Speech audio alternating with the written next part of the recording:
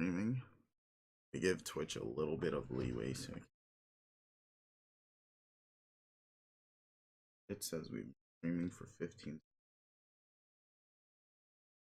Hello, ladies. Hello, gentlemen. Hello, human being. Viewing Homestuck.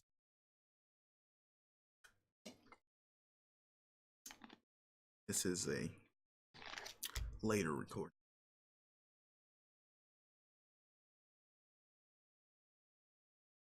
Yeah, I just don't have tea. I have crushed orange soda instead.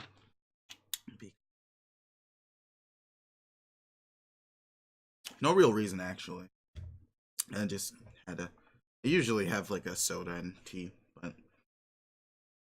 yeah, it's early. So, or it's not early. It's late. It's not early. So, yeah, didn't make tea. All right, I'm lollygagging. Let's carry on. So, Jack, start jailbreak adventure. You wake up locked in a deserted jail cell, completely alone. There is nothing at all in your cell, useful or otherwise. Attempt to pry open window. There are no objects around with which to pry open window. Look at that. This frame is precisely identical to the previous frame. You advanced nothing whatsoever with that dumb idea. Do you realize this adventure is nearing 5,000 panels, and now we have to watch you flounder around in a jail cell for God knows how long? Exactly how many panels do you want this to go on for? Over 9,000? Nobody wants that. Nobody even wants to hear the phrase, over 9,000. You need to begin making better decisions if you want to escape. Jack. Get key. What did you not understand about the statement? There is nothing at all in your cell, useful or otherwise. There is no key. It is an extremely crude drawing of a key on the floor. Really, the drawing is so bad it's ridiculous to think that some prankster thought it would fool you, which it did. Whoever drew this key clearly was employing the most primitive drawing tools available. You are obviously being fucked with in this stupid jail cell. You expect that you will continue to be fucked with, and it makes you wish you could stab someone. Stabbing's always a good thing. Get pumpkin. What pumpkin? Oh, okay.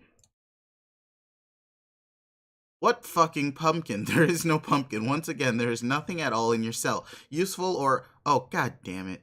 Okay, a pumpkin appears. You guess it must be feeding time for the prisoners. These Prospidian jails are like luxury suites compared to the penal system on Durst.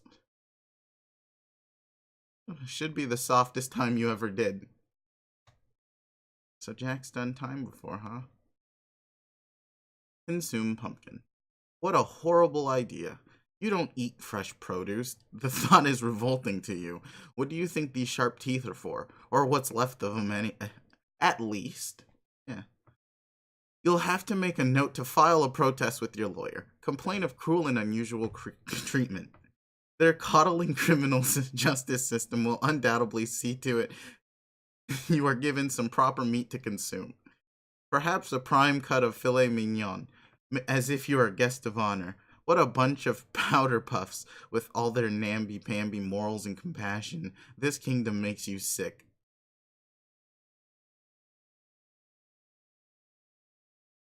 Lookout window. You step on the little Kirby thing to get a better look outside. Can't make a plan without getting your bearings. Hey, it's a white guy. Lone sentry is on duty below. You shout a few obscenities his way. You wonder aloud what a guy has to do to get a decent meal around here. Hey, you're talking to that guy. It's no use, though. He ignores you. Just look at that stoic face. The unshakable discipline. The stalwart sense of duty and pride. This is what it means to be a member of the Prospidian Royal Guard. What a load of shit, you grumble to yourself, but loud enough for him to hear. Inspect pumpkin. There's a key in the pumpkin. This guy won't be of any use. You doubt you could even manage to lure him into your pissing radius, magnificent though it is. Okay. You give the pitiful gourd a little kick. A terrible thought occurs to you. What if you have no choice but to eat this awful thing? You can't let it come to that. You have to get out of here. Hold on. What's that? Take a closer look. Look inside. Eureka, Droll, you beautiful bastard. Looks like he snuck something inside the pumpkin to help you escape. Probably a bomb. You're gonna have to remember to give him a promotion when you get out of here.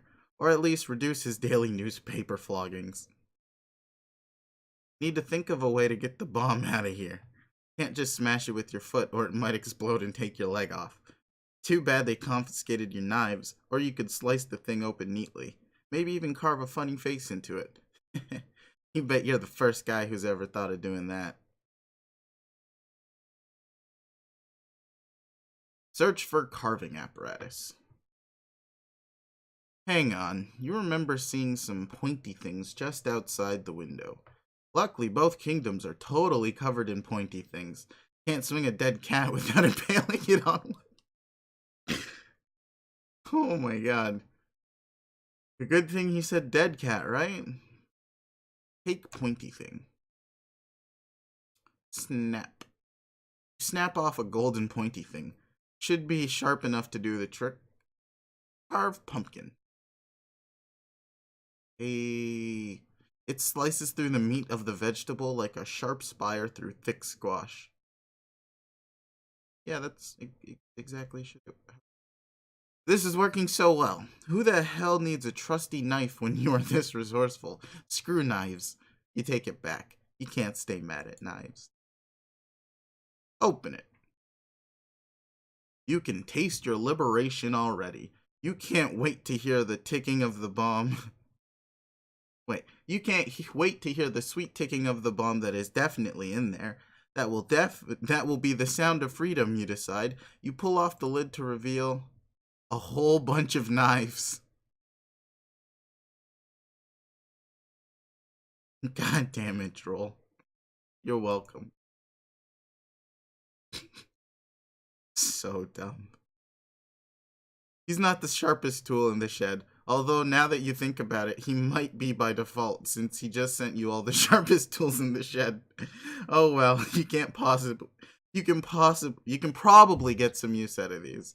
You've never once been disappointed to receive a pumpkin full of knives, and you're not about to make an exception. What the fuck? Empty pumpkin on floor. You take a quick inventory of the contraband. Of the smuggled contraband. Let's not skip words. Going verbatim, son. Even though we've fucked that pooch a long time ago. Not literally, metaphorically. I'm pretty sure penetration of animals is not legal in Canada. Hold on. Looks like he snuck something else in the pumpkin under all the knives. Something compromising. Examine compromising material. The Droll knows what it's like spending long cold nights alone in the clink. A man needs a little reading material to keep him company, if you know what he means. If your skin wasn't made of polished jet black carapace, your cheeks would be turning bright red. No one can ever know about this. You must destroy the evidence, or disguise it somehow. Forge blade out of illicit material. Oh my god. None shall be the wiser. It is the perfect crime. When you bust out of prison, you should be locked right back up again because of how perfect this crime is. Throw a knife down there to get that guy's attention. Whoops. That should get this guy's attention. Or it might have killed him. Yeah. Figures. Unfortunately, it only keeps his attention until he dies, which is almost instantly. You need to come up with a better plan. While you'd argue that random stabbings are their own reward, they aren't getting you any closer to escape. Examine exit. That door is locked tight. You're gonna need the key to open it, preferably one that isn't horribly drawn on the floor to taunt you. Knock on door. Maybe if you knock hard enough in just the right way at just the right time. Wait for it. Wait for it. Wait, no, not yet. Wait for it. Wait. Now, your clumsy fist accidentally flies through the bars, knocking out a passerby. Keys from his keyring jangle on the floor. It's quite possible that one of those keys will unlock your door. But they are well out of reach now. What's next, genius? Use knife to snag one of the keys on the floor. How the fuck are you gonna manage? Oh, we're just skinny arms, I guess. I never really thought about that. You see if a knife can adequately lengthen your reach, but it is no use. They are still just outside your modest slashing radius. No dice. Need a different approach. Wait a minute. Another guard notices your unauthorized tomfoolery and radios for backup. Beck another guard over. He looks none too pleased by your misbehavior. This will surely result in reduced rations. You can expect to find a slightly smaller pumpkin in your cell come sky arise, mister. Sky arise. Rise, not raise. You keep beckoning him. Just a little closer. A little closer. Convince second guard to pick up keys for you. Woof. Okay. You use a little persuasion to see if you can get him to... Jack, no! That is not how you convince someone to do something. You're supposed to save the stabbing until after you intimidate him into doing what you want. How exactly is a dead guy supposed to pick up some keys for you? Real smooth, Jack. What's the plan now? To bury the keys under a growing pile of torsos? This is turning out to be the second shittiest jailbreak attempt anyone has ever seen. Look around, room. The only remaining thing in the room worth noting is in the other corner of your cell. Just a transport pad prisoners are supposed to use as a waste receptacle. These were decommissioned in Durst prisons a long time ago. Too many prisoners suicides. Severed heads showing up in the waste bins. None of those auto decapitations were authorized with the right paperwork, so privileges had to be suspended. You hear the door open and slam shut. Someone else is in your cell. Is in your cell. Welcome guest. Looks like the sentry phoned downstairs for a little muscle. It's one of the regulator lugs they use to keep the gen pop in line. This guy has an itchy baton wrist, and that look in his eye you know all too well. He's not leaving this room until one of you is good and bloody. Jack, be the other guy. You attempt to be this guy down here, but you can't be this guy down here because he's dead. But it does serve as a convenient cutaway for the vicious beating that is currently taking place in your cell. We don't need to be watching that kind of prison brutality. We take our sweet time looking at this dead body while terrible noises can be heard from your prison window. Okay, that should be long enough. You can stop being this guy now. Stop being that guy. You stop being the other guy in time for us to see that you have just finished quickly and cleanly subduing the... Jack! Jack! The man is dead! Stop that! Jack! Jack! Jack! Apologize to guard's body. You start to feel sorry for stabbing that guy with 7 knives in the back and bashing his head into the door 89 times. Well, maybe not all 89 times. The first 88 you felt pretty good, but by the 89th face bashing, you were definitely starting to feel pretty sorry. And by sorry, you mean bored. Anyway, you mutter something under your breath that could easily sound like an apology to someone who wasn't listening very well. Give guy a proper funeral. Whatever the state of your, contrition might be. Okay, so we have the power of the internet. We're gonna go search up that big long word. Contrition. Yeah, contrition. We were right on the money. There can be no question about it. A man dedicated to royal service deserves a proper and dignified funeral. However, since there is no casket in your cell that was nearly big enough for this lug's hefty torso, you'll have to improvise. Seek alternative casket. If you put this motherfucker in... You sever the guard's head with your most trusty of all trusty knives and begin sizing up that hollow pumpkin. It will definitely be snug, but you think you can make it fit. Make it fit.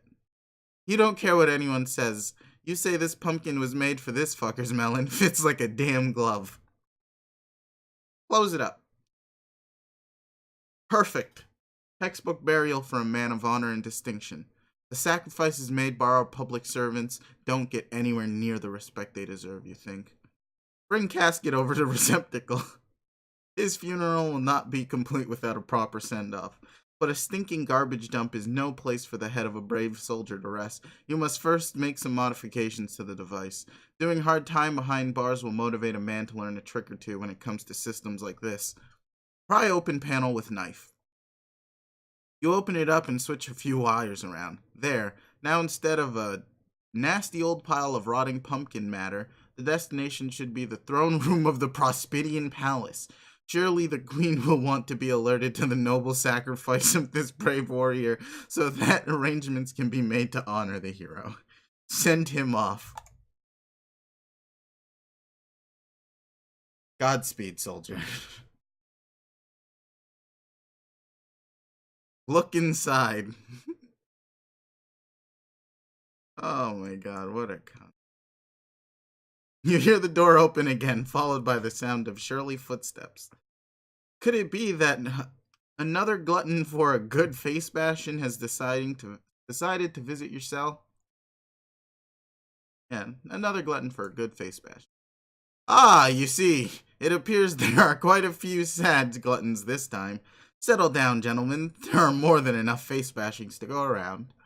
Quick, be the other guy again. You be the other guy while they beat you senseless. Other guy, be Jake. Hey, be Jake now. Suddenly, you aren't the other guy anymore. You couldn't quite be the other guy anyway, since he's dead, even though deadness hasn't really stopped us from being guys before. Nevertheless, the dead guy starts being Jake, who is not a dead guy. Well, his dream self is dead, but his non-dead, non-dream self isn't. And that's the guy we're being. A guy who's asleep. That non-dead sleeping guy is presently talking to a non-sleeping dead ancient spider ghost who long ago earned the achievement badge Gift of Gab, and boy does she know how to use it. Attempting to get a gab in edgewise. Or attempt, not attempting. Dialogue log! Well, Jake, don't you have anything to say? Ellipsis! I think I've spent enough time introducing myself. You have hardly said a word. It would be nice to know whether my long story has confounded you in any particular way or if you are just being shy. Ellipsis. Jake. Yes, Jake. I understand this is very much to learn all at once, but do you really want me to keep speaking until I'm blue in the face? Ellipsis. Gulp. You appear to be perspirating heavily. There is no reason to be so nervous, especially considering you are only dreaming. Shit, sorry, I don't know where I put the dream towels. It's okay. Well, at the risk talking about myself a little more, I feel it would be dishonest not to confess. What? I am a fairly gifted psychic.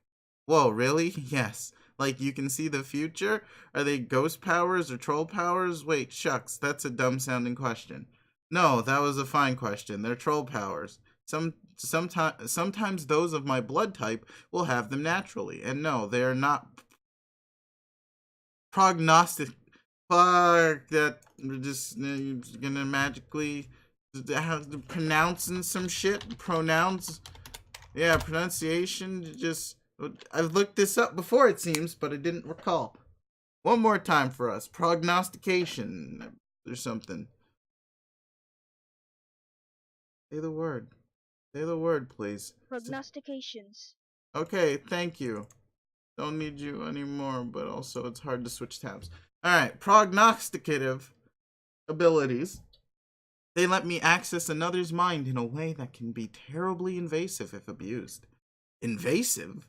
Yes, including the ability to control minds when exploited fully. Uh-oh. But don't worry. They don't seem to work the same way on your species. They're considerably weaker. The most I can do is get an empathetic impression of your emotional state. Empathic? Yeah. You know what? No, we're not. I'm not settling for this. Empathic. Empathic. There we go. empathic impression of your emotional state. So if I speculate that you are shy or nervous, it is because I can sense that you are. Oh. Oh, man, you're kidding. So much for trying to be cool, I guess. Although I probably blew that when you saw me yelling at nobody about boners and stuff. I wouldn't say you blew it, but that was certainly odd. Who are you talking to, if you don't mind my asking? That was like the brain ghost memory splinter of my best friend Dirk, who is stuck in my head and you can't see.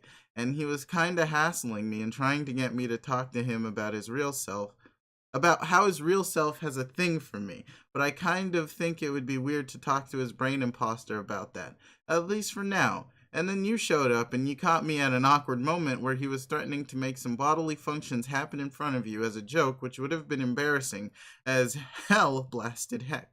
As all blasted heck. Hooray for not swearing, people. It's hard to parse. But now it turns out you can read my mind too, so I'm surrounded by brain invaders.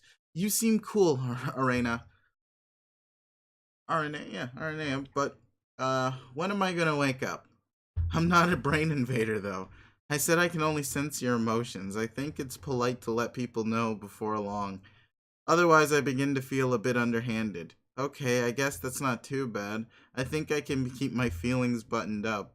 That is what strong and adventurous gentlemen do, I think. They keep a stiff upper lip even on the inside.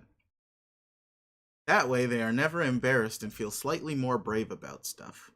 But you don't have to. That was not the point of my telling you. I'm used to sensing many things from people. There aren't many feelings you could have that would be surprising to me or compromising to you. I really just want you to relax for the brief time we have in this bubble and talk to me. Gotcha, but what should I talk about? Well, I've spent almost no time examining this iteration of your universe. The gods have given me very little access to it through the memories of others until now. I believe they are finally beginning to bridge the divides between long estranged compartments of reality, allowing previously unintroduced parties to mingle. Those from different universes, both their initial iterations and their scratched reboots. Those from different spheres, ones of creative potential and of mortality. Through us all, they attempt to bring closure to unsanctioned loops and restore stability to the cosmos. So I am curious about you and your friends. What is your life like? My life? I wish I could say it was more interesting, but it's actually been a mite lackluster. Oh, my phone's ringing. One moment, please. Hello.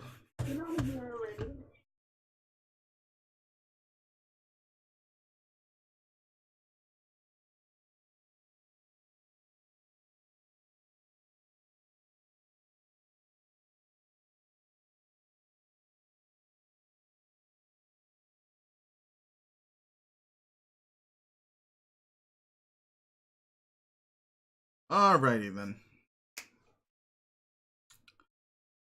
Well, oof. Yeah, where were we? Let's take a swig and find my.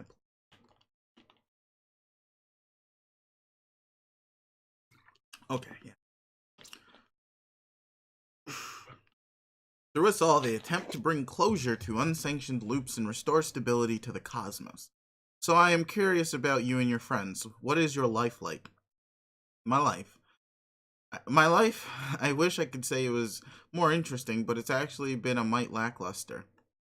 There are monsters, but I try to stay away from them to tell you the truth. It's mostly just me sitting around here watching movies and stuff and sometimes polishing firearms. Guns are sweet. So are movies. This is a terrible story. I understand. The same is mostly true for myself. I can sense that you are either very impressed or in some way intimidated by me. But when it comes down to the basics, a description of my life would be boring as well. Why don't you show me around? Show you around my room? Yes, okay. Well, there are some guns. Like I said, guns are great. There's a whole mess of movie posters on the wall. You probably never heard of any of them being a dead alien and such. Nope. And I don't know. There's a desk which I use to work on silly projects. And that's my bed, I guess. And what else? Dude, just FYI, you've been kind of staring at her. What? Shh. What was that? Nothing. I'm not trying to fuck you up here, I promise, but you gotta watch what you're thinking, remember? Oh man, no, see that thought you just said? That's exactly what I'm talking about. She's a fucking empath, bro. She can pick up on shit like that. Shh, not listening to you, Jake. Nothing, it's cool.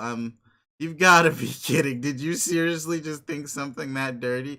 You must be doing this on purpose to smite me now. I mean, just wow, dude, that was X-rated as fuck. No, stop. See, you're talking about it and now I can't help it. You're psyching me into having dirty thoughts. Get fucking lost. You interloping brain douche. Don't worry, I'm God. It's like a goddamn peep show in here, and I feel like a sleazy piece of shit watching this from a dark corner of your mind. You have a graphic imagination, English. I'm kind of impressed. Shut up, they're just thoughts. It's not even like I'm trying to have them. They don't mean anything. Should I leave and come back during another dream? Oh my fucking. No! Oh boy.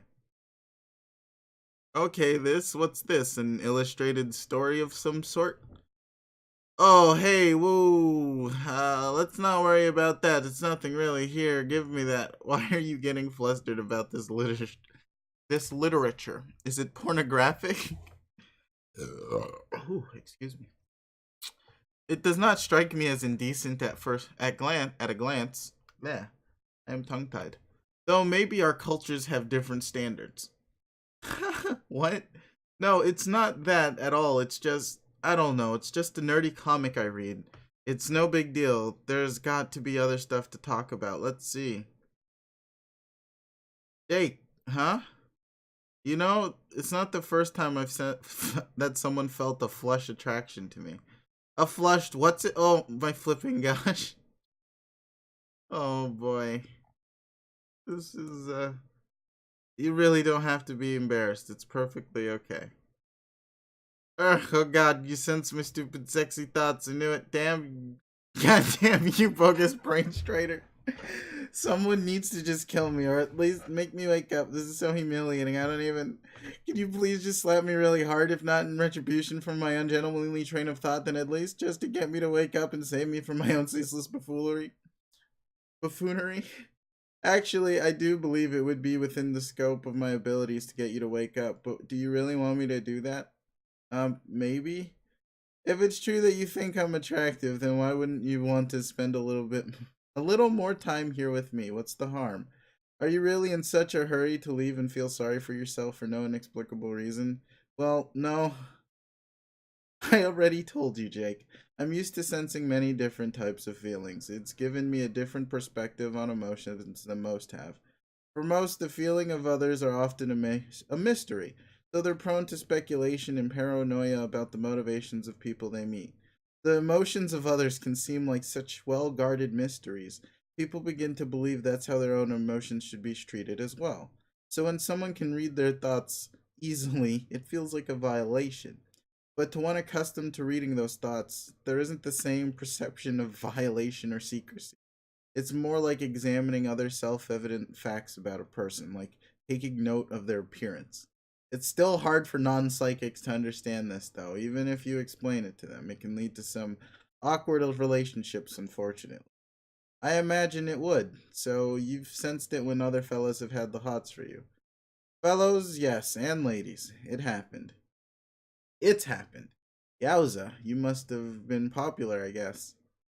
Oh no, not really. The fact that I've been the fleeting object of attraction to a handful really paints the wrong social picture, I'm afraid. That is hard to believe. It's my experience that people very often underestimate their own likability. I sense that feeling all the time, probably because they're in the dark about others' thoughts. They are usually in doubt, so they frequently err on the side of pessimism. In many cases, they would be surprised if they knew how many around them were open to friendship or possibly something more. I would venture that if you had such a sense, you even might be surprised yourself. Huh, that's a laugh. I'm quite sure my only suitor is my best bro, and even then he's such a jumbled, stupid puzzle of unfathomable ironies, I'm not even sure that about that half the time. I wish I had your powers, that would be top notch. I'd be parked on the corner of Relationship Lane and Easy Street. I could kick back in my eligible bachelor's limousine and never fuck up or say anything awkward like I've been doing nonstop so far in this dream. Let's not get carried away. That certainly does not describe my experience. You would think being able to sense the occasional attraction from others would be advantage and inspire confidence in yourself. And it is nice when that happens, sure. But then you feel the negative emotions directed at you as well. And even if they're less common than the positive ones, you have a way of dwelling on them and magnifying them far beyond their real significance. It's funny how an ability that would give you all the advantages in the world over others can lead you to feel worse about yourself than if you never had them. You put all your energy into thinking about people with the bad feelings about you instead of the good, and you try your best to fix things, but usually it just gets worse. People think you're overbearing and needy, and they don't understand what it is you want from them. I can see why it can drive some with my abilities to abuse the powers. Fortunately, I was able to resist the temptation. So there are people on your planet who do that. On the world I was from, it was rare. Only a few criminals and outcasts would. But in the second iteration I mentioned, it was commonplace. Like I said, things were very different. In my world, though, the higher castes have a lot of responsibilities. It wouldn't be right to abuse my powers. So you were in a higher caste because of the hemospectrum thing you mentioned. Ah, so you were listening to my lengthy preamble. I heard all of it. I just, well, go on. Yes, blue bloods like myself are higher than most. The job of each blood caste was to serve the needs of all those below it. We were to use our progressively greater longevity and wisdom to help the lower castes learn and grow. To listen to them and try to provide whatever they were missing, like a hierarchy of caretakers with increasing social responsibility. When the order functioned in harmony, our civilization would flourish. That is sure a neat sounding science fiction utopia. Wait, duh, I mean, science reality. But then it all went to shit because of that meddlesome demon. Yes. The demon you say I'm supposed to defeat. Yes. Hang on. Would that be the same demon I'm named after? Who told you that? I guess technically my own brain did? That's interesting. I wasn't planning on mentioning that, or at least not just yet. Why? There's no reason to prematurely overcomplicate an already complicated tale. All facts will fall into place in due time. Yeah, but it's true, right? More or less. Can you tell me anything more about this demon? All I know is he might be a skull monster. Wait, he's a skull monster, right? He most certainly is a skull monster. A very big and angry skull monster. Yes, okay, but I feel like I should know more about him if I'm supposed to kill him. I didn't say you were supposed to kill him. He cannot be killed. Long ago, he discovered the secret to indestructibility. Oh, defeating a foe doesn't always involve killing. He has had many iterations in many universes. If you continue on your journey for long enough, you may encounter one of them, and if you become strong enough by then, you may be able to defeat him in combat. And if that comes to pass, it would be the first defeat he has ever known. You would be providing the first glimmer of hope to others that someday he could be destroyed. So, you're saying I could do all of this, or that I will? For now, I'm saying that we should get going soon, if you would like to meet the others before you wake up. Who? Is there anything else you wanted to show me before we go? I didn't mean to get us sidetracked like that. Nah, just some more boring junk.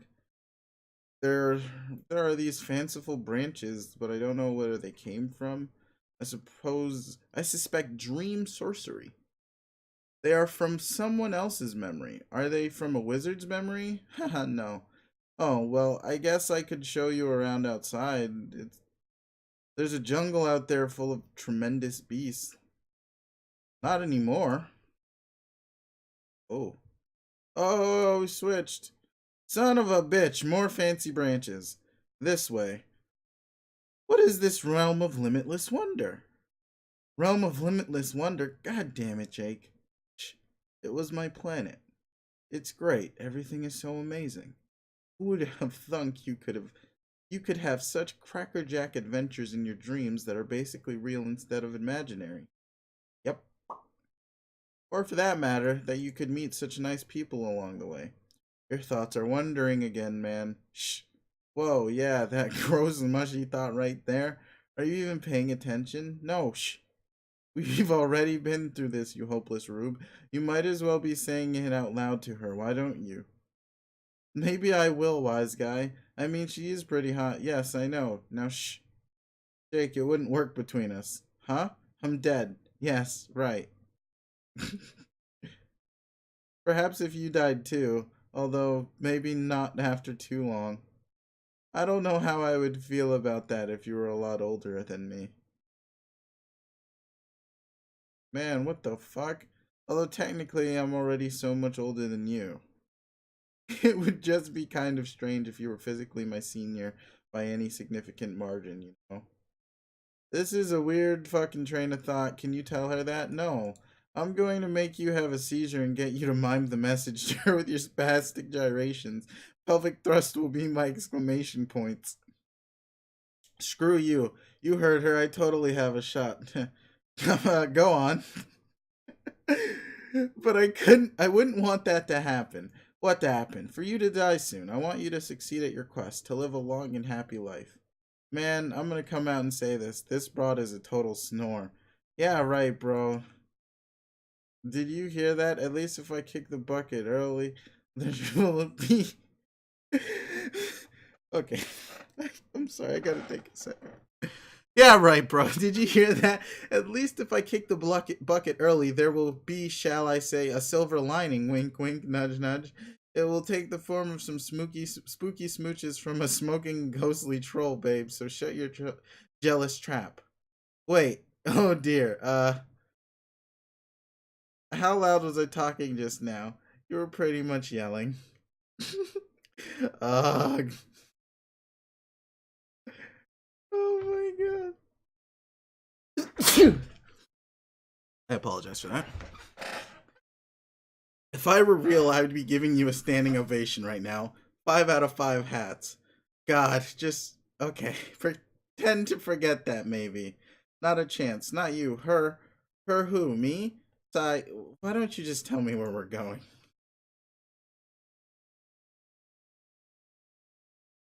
I've gathered a small group of travelers for a meeting. We are briefly passing through this bubble. I was hoping we could introduce ourselves to one another and help orient an old friend of mine to the afterlife. Okay, who is your friend? Another troll? She was supposed to be the empress of all trolls, actually. Wow, so she died before she could be the empress, I guess. Not exactly, since she probably never would have been regardless. Oh no. She didn't want the job? Why not? Remember how I said each class had a duty to take care of the younger and more populous classes below on the order? Well, hers was the highest of all. She was the only one on the planet with such royal blood, aside from the sitting empress. As the heiress, she was meant for a position of incredible responsibility. Once she claimed the throne, she would have to serve for many thousands of years until the next successor was ready. That's a hell of a long time. I guess she wasn't into that. She had some problems with authority. She despised the whole social order, really. I foolishly tried to convince her to honor her obligation, but she wouldn't listen. She viewed the Empress as a glorified. What? As a glorified slave. So she abdicated and fled to the moon to hide. I was the only one who knew of her plans. The rest of the world searched but never found her. At the time, I was furious with her, but I didn't turn her in. Which in retrospect was a key decision that led us here. You mean it led to you being dead? Yes, eventually. While she was there, she discovered an ancient device. Inside the device was a game. She became obsessed with playing it, but needed our friends to agree to play first. She was not well liked by the others, though. Old grudges and rivalries made it hard to convince them. But she was very devious and knows how to trick people into doing what she wants. She even got me to agree by promising she would return to her place as the heiress when we finished playing.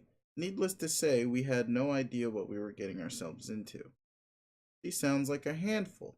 Yes, she's not all that bad, though. Well, when you really get to know her, and when she's unarmed, which is pretty much never, now that I think about it. Okay, she probably is all that bad. The point is, you have to know how to handle her. Regal types can be very touchy, even the ones who seem to revel in anarchy. But if you know all the right things to say and do, she will happily hand over the keys of the kingdom, so to speak. After all, royalty is royalty. Just let me do the talking for a while, okay? Did you hear that, Jake? Aranea wants to do the talking. I think your dead girlfriend might be starting to come out of her shell. Okay, that was kind of funny.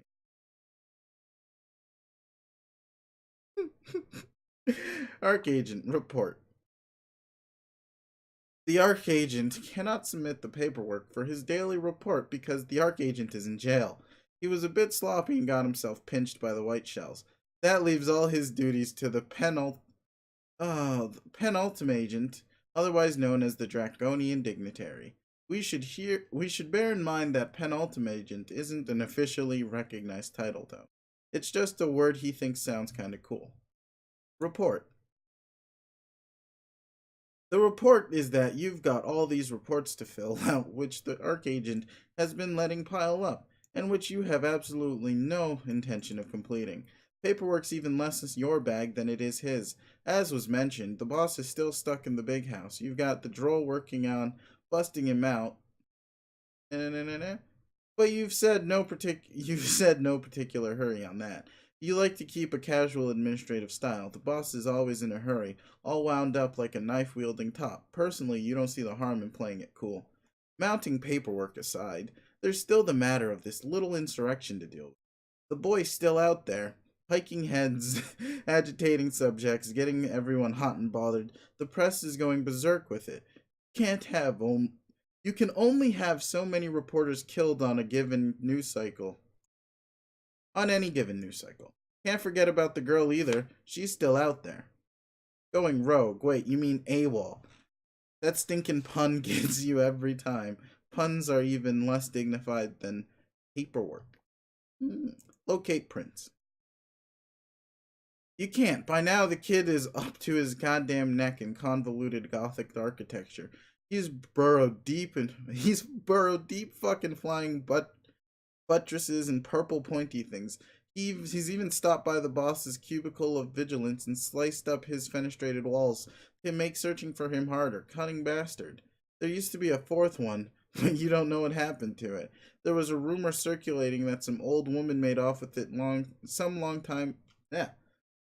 There was a rumor circulating that some old woman made off with it some time ago, but before the new queen took over. Whatever happened, it's nothing to worry about now. If you want to smoke this kid out of hiding, you'll need some help. Seek help. You already did. You ought to retrieve it, again, in no particular hurry.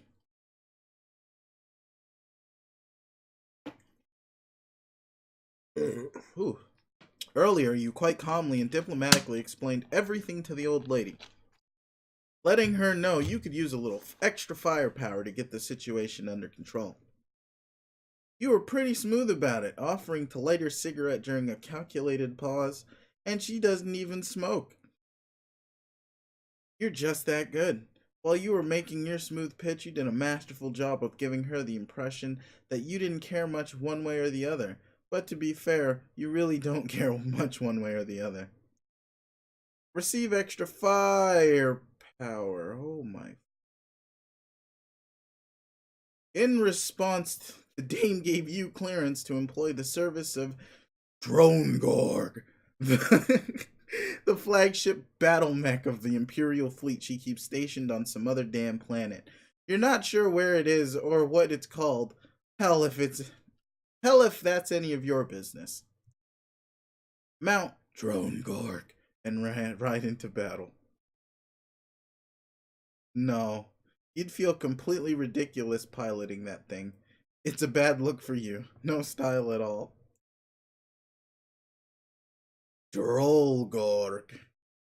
Only an utter fool would get a kick out of prancing around in that asinine getup. It was a classy gesture by the queen, but you told her you'd have to pass. But it doesn't do no good to spurn generosity from a beautiful, deadly woman. You thank her for the kind offer and tactfully brought up an alternative. See, you tell the boss this is his problem. He's too blunt about his ambitions. Don't get you wrong, it's all well and good for a man to keep his eyes on the prize, but he doesn't always have. Yeah, but he doesn't always need to step over 1,000 corpses. Excuse me. And swim across rivers of blood to get there. You remind him there are slicker ways to make your moves, especially when it comes to a lady.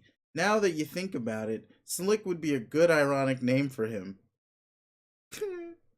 Might be good for a laugh calling him that, or it would if you ever actually laughed. The point is, you have to know how to handle her. Regal types can be very touchy, even the ones who seem to revel in anarchy. But if you know all the right things to say and do, she will happily hand over the keys to the kingdom, so to speak. After all, royalty is royalty. Hey! My boy got the ring. Let's go.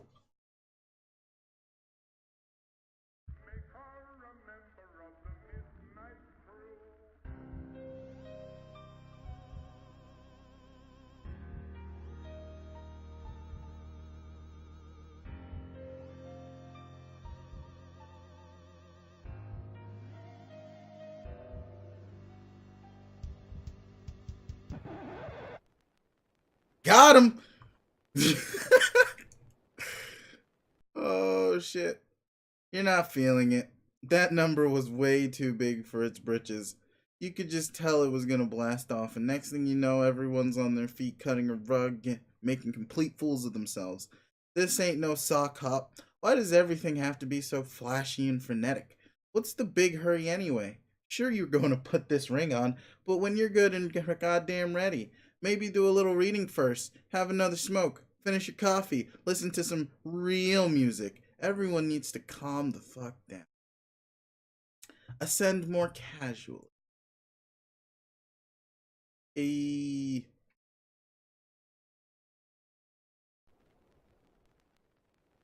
I hate a moral coward, one who lacks a manly spark. I just detest a man afraid to go home in the dark. I always spend my evening where there's women, wine, and song. no clothes, I'm no a shame, man, no I chroma. always Her spend gray with area my wife exposed. along. I'm a member of the midnight crew. Mm. I'm a night owl and a wise bird too. Home with the milk in the morning, singing the same old song. Rise with the moon, go to bed What with is the even? sun. Early to bed and you'll miss all the fun. Bring your wife in trouble, it will never trouble you. What Make is? her a member of the midnight crew. Wah, wah, wah, wah, wah, wah, wah, wah, wah. Mm. The fun, it doesn't stop till 12 on happy old Broadway. So what's the use of going home until the break of day? Now something confidential, whisper not above a breath. I once went home at 2 a.m. and scared my wife to death. I'm a member of the midnight crew. I'm a night owl and a wise bird too.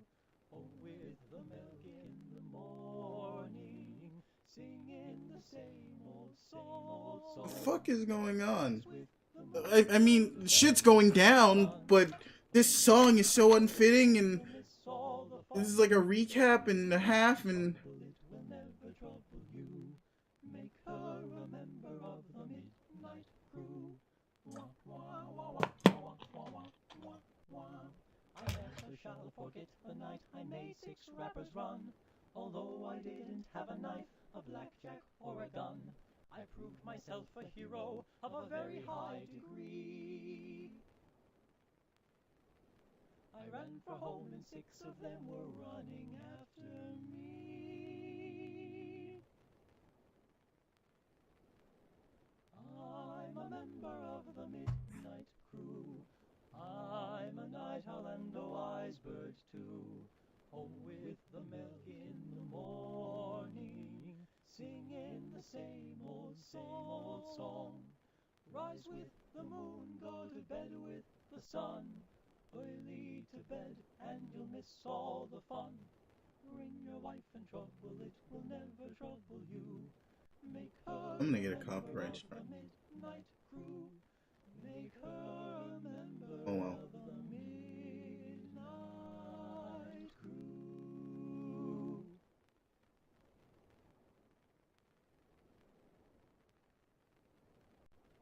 I am so. That was actually fucking amazing, but at the same time, really absurd. I'm. Wow. That just. Alright. After a lot of bullshitting around, you calmly and casually put on the Ring of Orbs No Fold. A phenomenal transformation takes place. You become. You become. No, fuck it. You become. My god, you become. The Draconian Dignitary. Really, you don't know why everyone's always got to be transforming from things into other things. Taking on these wild appearance modifications just for a little boost in power always struck you as tacky.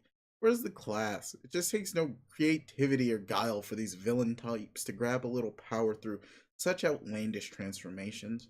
No imagination at all. You are utterly astounded by how shitty their imagination is. If their imagination was a face, you would shoot it. In the face. Unleash awesome powers of the ring. Awesome powers? Let's see. You're guessing it could probably make you invisible. Yep, there you go. Invisible, just like you thought. What else is a magical ring of void gonna do? This is like Magic Rings 101. Real basic stuff. Okay, that's cool. Stop being invisible. Stop being invisible. There's not a lot of style to invisibility. Primarily because no one gets to see how damn smooth you're being. It's kind of a pointless power. It's kind of a pointless power anyway. For some real dime store parlor trickery, that's just a waste of everyone's time. You doubt you'll ever use it again. It's it's sure not gonna help you track down that elusive kid.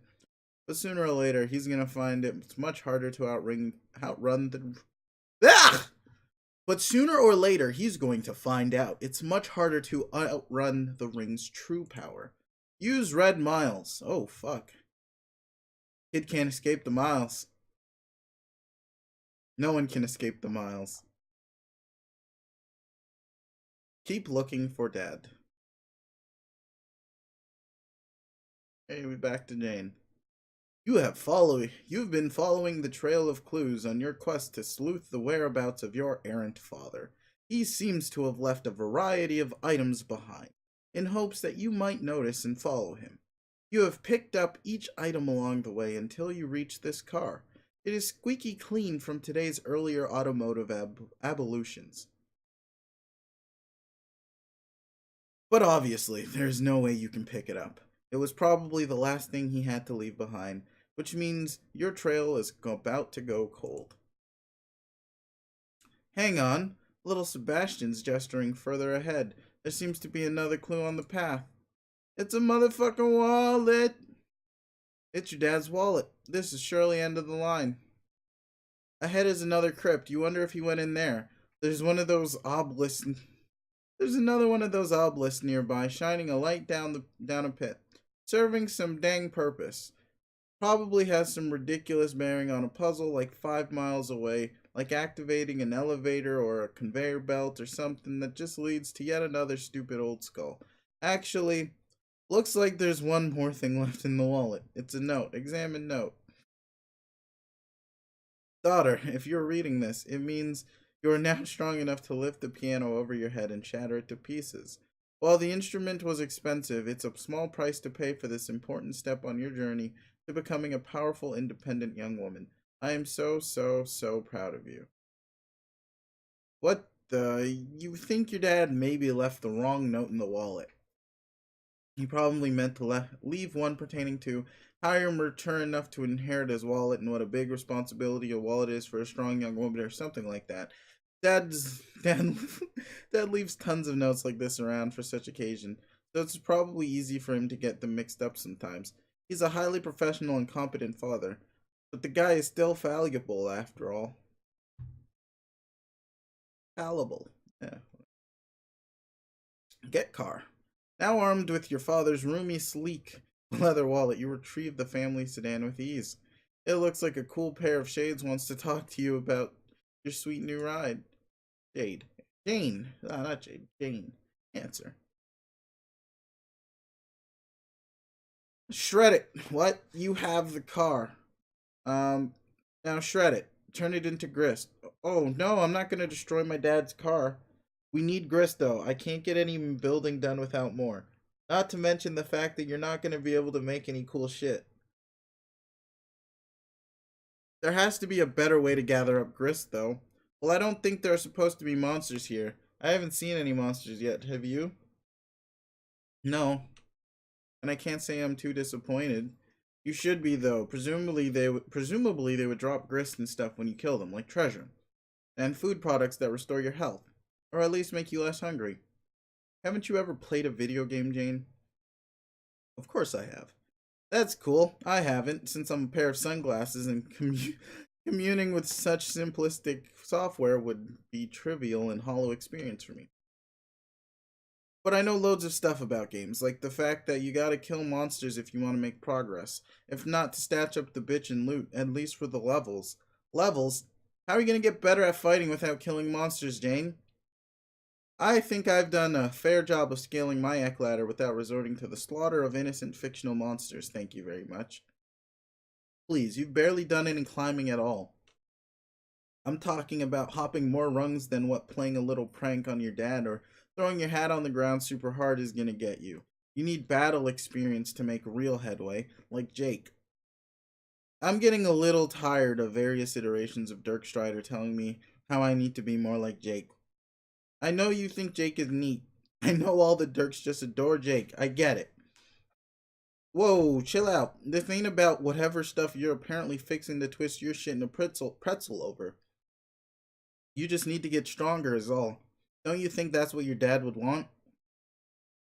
You don't need to remind me about that. I'm suddenly having flashbacks to a few years ago when he would ambush me almost every day for a pointless round of strife.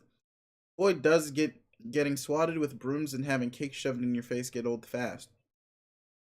Yeah, but in the process you got pretty handy with that fork spoon thingy, didn't you?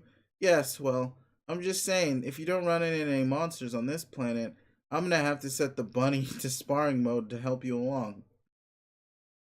I am not going to spar with little Sebastian. He's too quick and deadly to fight with, and also too adorable. Okay, we'll see about that.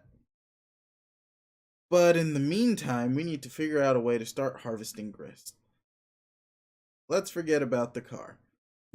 But now you have the wallet. You can grab much bigger things. Big things have got to be worth more grist than all the Kanyun bullshit you keep around the house.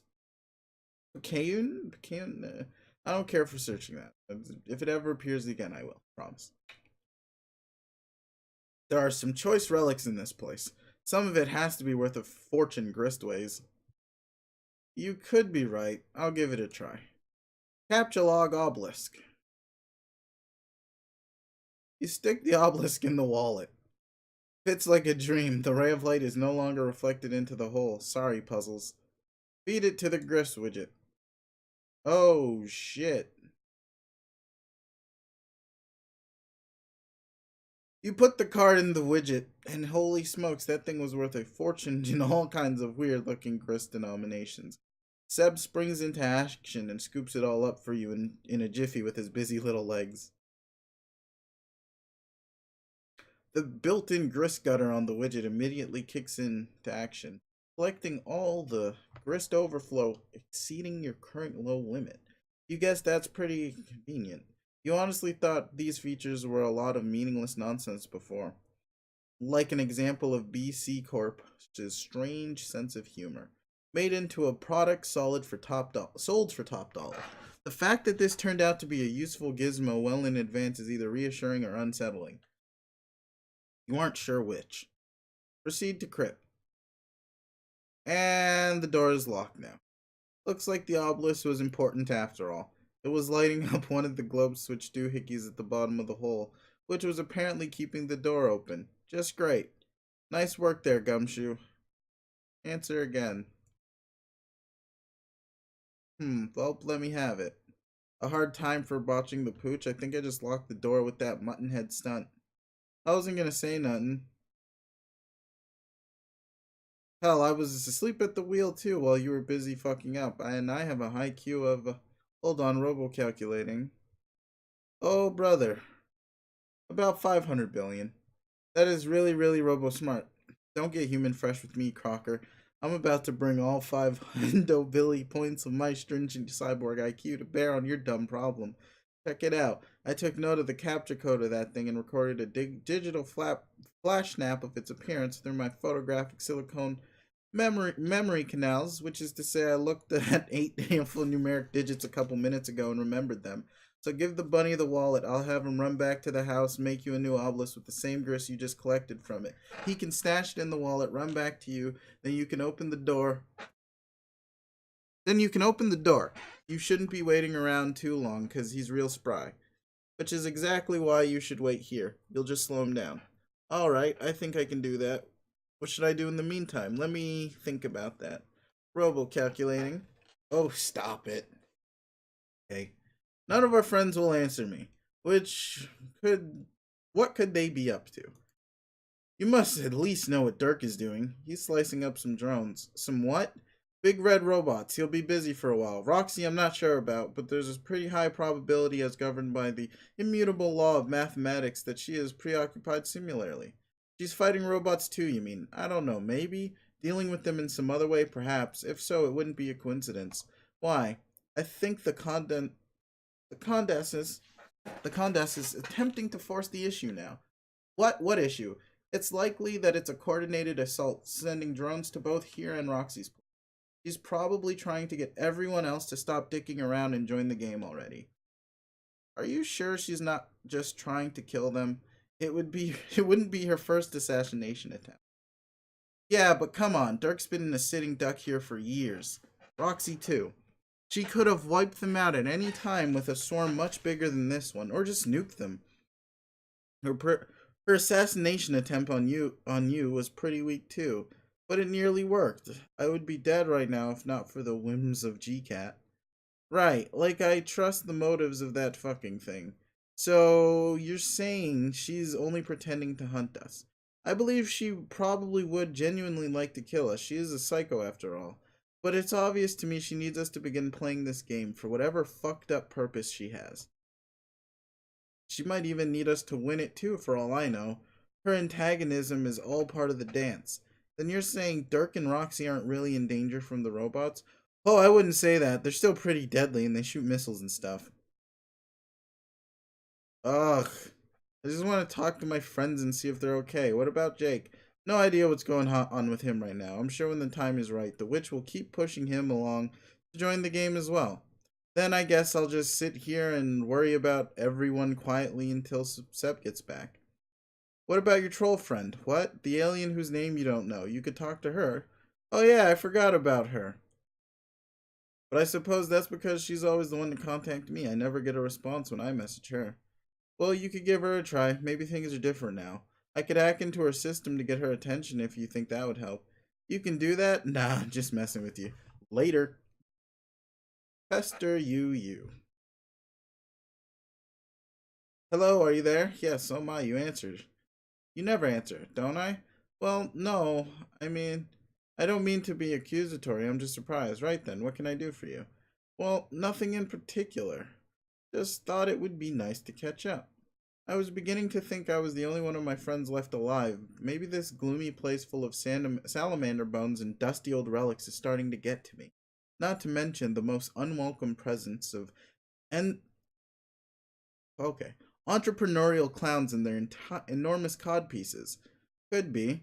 I'm still trying to track down my father. I've been gathering clues and I may be getting close. Do you by any chance know if I might see him soon? Are you there? Oh, yes. Keep going where you're heading. Things will work out in time. You'll see him. Phew. That's nice to know. Thanks. You aren't usually forthcoming with future tidbits, or not that I was always especially eager to believe you about them anyway. But I think I've been coming around on that lately, for what it's worth. So, hey, how are you? Are you okay there? You seem rather preoccupied. I'm sorry, I'm not having the best day. What's wrong? Everything. Where do I bloody begin? Is it your brother? Well, that goes without saying, doesn't it? He's always a problem, but it's more than that. When I sleep and visit Prospect, I see nothing but storm clouds and sky, and now my great big lovely bowl of blue has been clouding over soon, and I fear it will be completely black, and the kingdom will be shrouded in darkness. I wish I understood the meaning of this terrible omen. That sounds awful, and my brother has become more uncooperative than ever. He intends to play the game, but refuses to treat it like a collaboration. I've told him many times that the only way we can win is to work together, but he wants it to be just another competition between us, like everything has been all of our lives. His threats to kill me have become harder to dismiss as his usual empty bravado. I fear it may come down to having to kill him first, although I am not sure exactly how I would go about this, or if or if I will even be up to the task. Umu. I had no idea things had gotten this grim for you. I'm so sorry. Yeah, but I'll cope. The real trouble, though, is I'm not sure if I can play a successful session without him.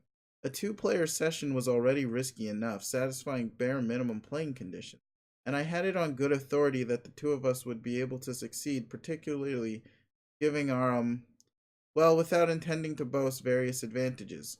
But I have no idea if a session of one is viable. Honestly, I cannot for the life of me imagine how. It will it may well result in a void session like yours, but without the promise of any extenuating circumstances. Eh, are you sure it's hopeless with him? Can't reach a truce just for the sake of playing? I used to hope so, but I doubt it now. He barely cares about the game itself, other than as a means of escaping our planet. He has always been more motivated by the ongoing game between us. I think you have alluded to this before, but I never really understood. What game? Well, it's simple. We're playing a game together. We've been forced to for as long as we've known each other, but the rules are complicated, often twist shifting, and they don't always make sense. At least they wouldn't to you. Try me. Many you would not recognize as rules so much as superstitions. A variety of caveats and stipulations, things that would invite misfortune if I were to break. It would be very bad juju. I have not been able to tell you my name for this reason. Doing so would lead us all down a very slippery slope. But I have promised to tell you so. I hope my reluctance I have wanted to tell you so. I hope my reluctance has not comprised our friendship.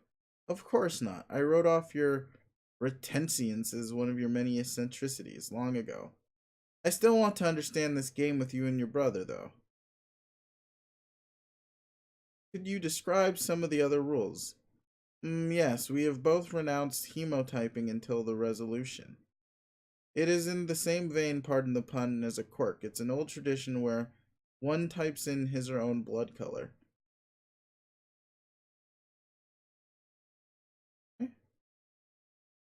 So he and I have embraced neutral tones to speak in for the time being. Most humans do not practice hemotyping, presumably due to lacking diversity in blood class. But your race has varied blood color. Yes. But then what would yours be? I am a lime blood. But he's got the bright cherry red blood. Just like you all do. Not that this matters since we are alone here, but interestingly, in ancient troll culture, we would be considered pariahs. For different reasons, of course. Those of his blood color were very rare, existing by way of genetic glitch only. They were outcasts, having no place in the social order. On the other hand, those of my blood color were once actually quite common, but later they were all hunted to extinction. Geez, why? Details of the genocide are historically murky. It's one of those maddening voids in my understanding of your elaborate epics. But I've speculated their had to do with the extremely powerful abilities they tended to have, and the threat to authority they represented, even more so than other powerful. Are you saying you have such powers? Maybe. But he does not. He has other, traits. Maybe he is jealous of you, which is why there is such resentment. Oh, probably. He's an outright mess. If you can name a problem with me, he's got it. The way you described it, I had always envisioned your contentious relationship as one played out mostly online. Yes, it is. And also that you and he had never met, yet some things you have said lately appear to contradict this.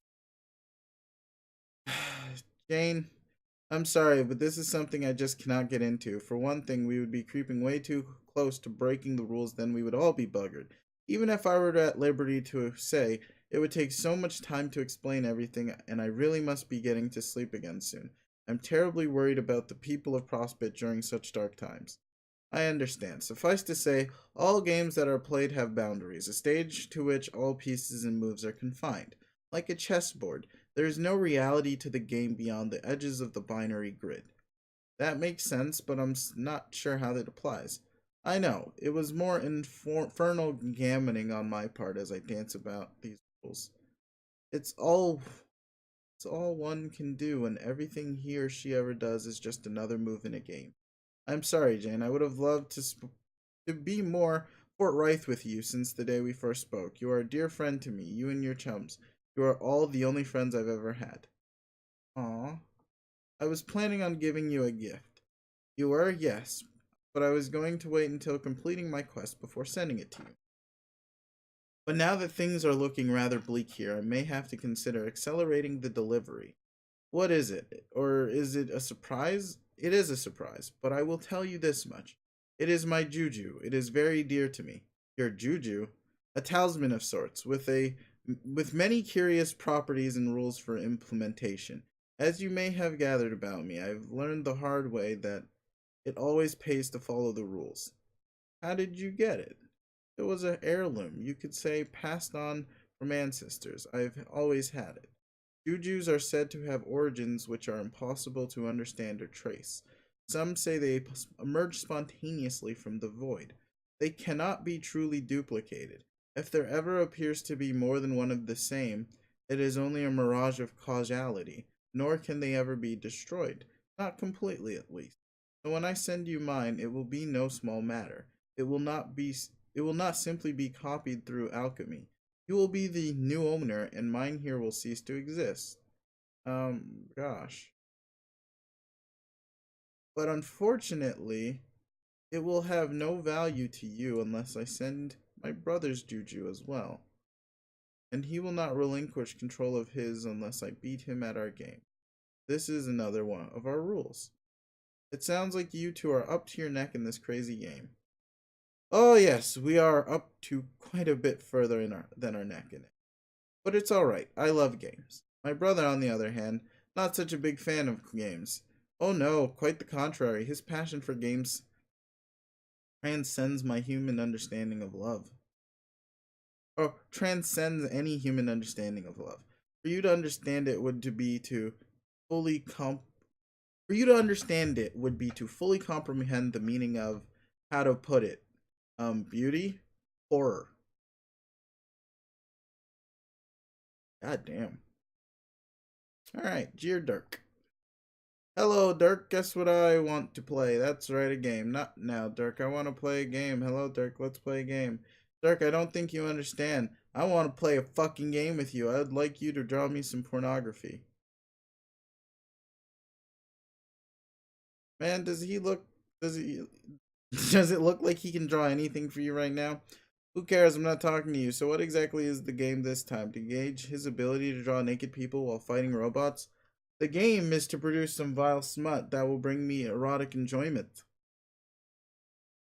And if he doesn't, then someone dies, fucker. I see. Do you want me to draw some? No, you're an imposter. An artificial bloodless hemotyping fraud. What? There is no heart that beats inside you with passion for illustrated debauchery, as can be said of true men. You are false as the red you paint your words with. Your lies are red as the herring you represent. I guess these burns are pretty sick. They are burns, right? It seems you may You may have just called me a fish. Your atrocious tale is full of so many shitty red herrings, and you are the shittiest by far. Oh, look, this man is not what he appears to be, or is he? No, he's glasses. The mystery is solved. Who gives a fuck? It sounds like you don't even know what a red herring is. Bullshit, I'm basically the master of all red herrings. They swim through my veins this way and that. You have to be very good at red herrings when you are as good as games me. As good at games as me. How does one even be good at red herrings? Are you saying you employ misdirection effectively?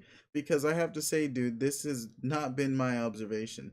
That's a fucking laugh. You know the game I want to play with real Dirk. It has such a shitty twist ending. Perfect shitty twist ending.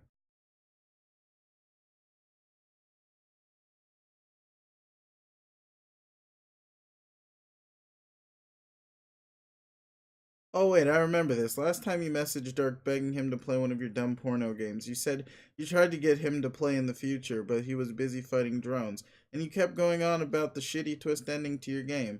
Boring lies from the red lines. You're bad at games, and a game is exactly what I want to play, Dirk. I want to play a game. God damn it. Hello, Dirk. Let's play a game. The game will not involve the red lines. Do you hear me? He's tuning you out, bro. I'm telling you, if you want to play a game with him, you'll have to do it in the past. Okay, that's a pretty good idea. Tmut. Cheer past, Dirk. Oh boy. Hello, Dirk in the past. Let's play a game. Alright, do not even fuck with me. I want to play a game with you, and a game is exactly that which will be played between us. I said I'll play. Dirk, I want you to draw me some pornography. You got it. If you fail to draw me some pornography, there will be consequences, and when consequences happen, that is when blood begins to flow. Your future self spends all his time being in the future. He prioritizes being in the future and fighting drones over playing my games. Your fast self should consider the costly indiscretion of your future self's behavior which entails being in the future almost as much as not doing whatever I fucking tell him to. Dude, I'm sitting here with my stylus ready to go. Do you want me to draw you some porn or not? Oh yes, you will draw me my pornography, Dark Human Strider.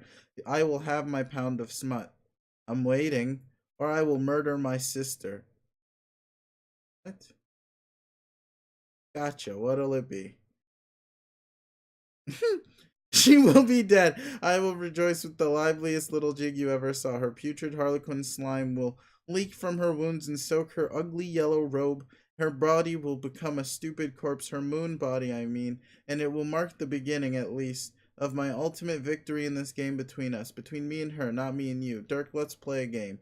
Dude, listen, I'm perfectly willing to draw you some pornography. It doesn't need to be part of a game. You don't gotta murder nobody. I will if you don't do what I say. How very ironic that a life hangs in the balance upon your willingness to draw me some pornography. The very pornography which you have spent a lifetime drawing in your spare time because you presumably enjoy doing so. How is that ironic? Oh, yes, how ironic it is indeed. And it is further ironic that this game is ironic. It is the very irony which you yourself have spent a lifetime of wallowing in, and using to justify interests and behavior which are dumb and confusing. Whoa, mindfuck. Seriously, should I just start drawing naked people or what? Naked people? Yeah, naked people doing it and stuff, porn. Oh no, no, no, no, no, no. Awful, horrible barf. No, fuck that noise. There will be no nudity or whatever unpleasant behavior that passes for provocative exercise among your people. What I have in mind is so much more scandalous. Awesome. Lay it on me. I would like you to draw in various pairings you and your friends involving each other in assorted debasements. Sure, that doesn't bother me a bit. Sounds totally great. Hot even. Good. Let the unsavory hotness begin. Who do I start with? What about the Jane human? Right, one Crocker coming up. Who else? Let's say you. Ha ha ha. Oh yes, no problem. Which assorted debasement did you have in mind for us?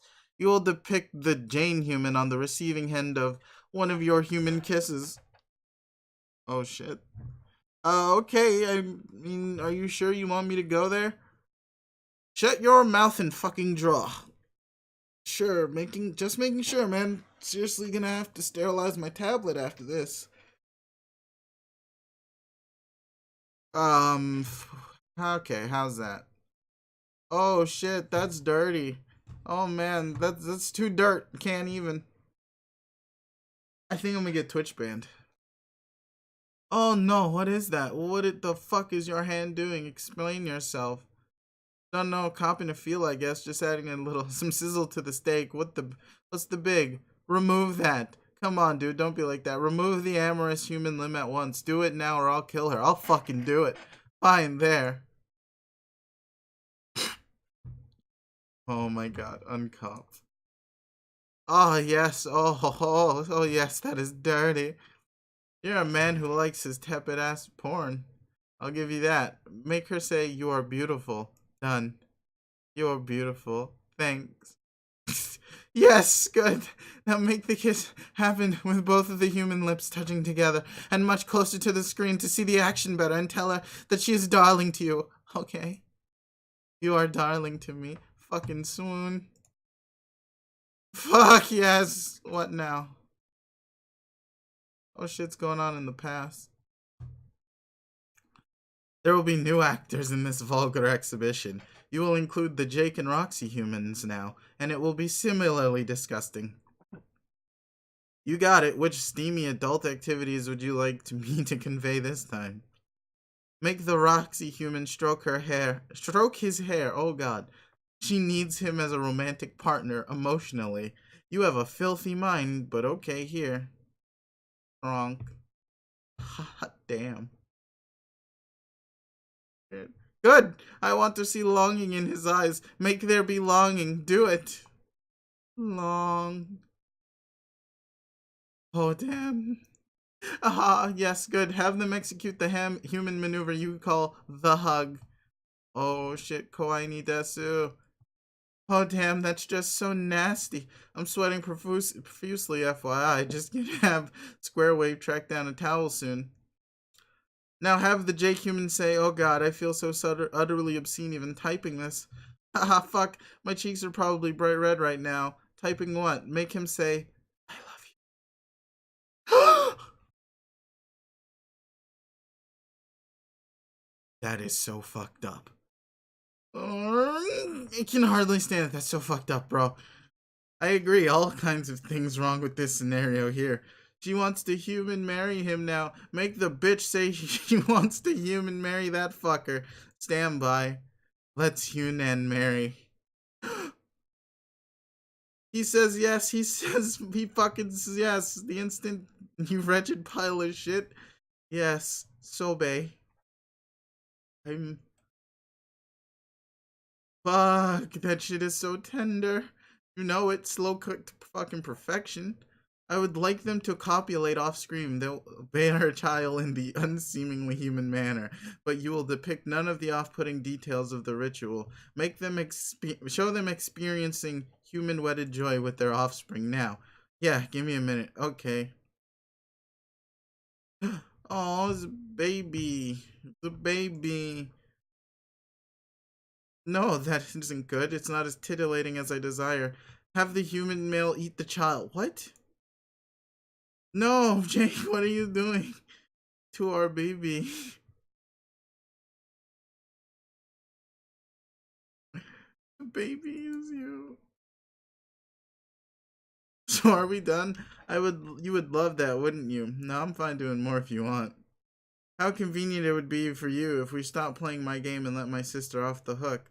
Do you want me to pretend I don't want to play? Like, is that part of the kink for you? This is kind of a role-playing thing? Shut the fuck up. No, no, please don't make me draw any more of pictures of my friends snuggling and stuff. Strider said, having spent the better part of the night gnawing through his duct tape gag. Look at these pathetic stalling tactics, as if I don't know an attempt to derail one of my diabolic games when I see one. That's good. Keep saying things like that. I'll keep doing my part. Somebody save me from this living nightmare. The things he has made me do. Maybe your irreverence for my game stems from the fact that you don't give a flying fuck about my idiot sister.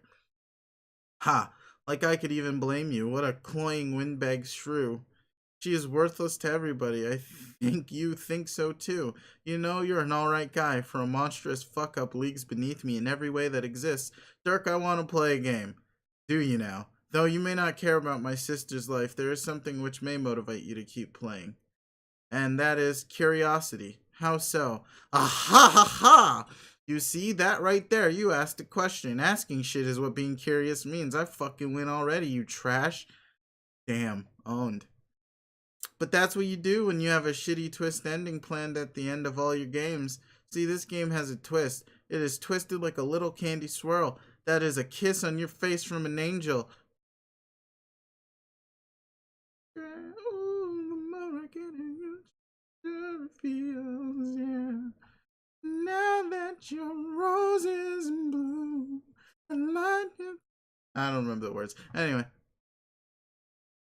Baby, I compare you to a kiss from a rose on the grave. Oh, the more I get of you, the stranger it feels.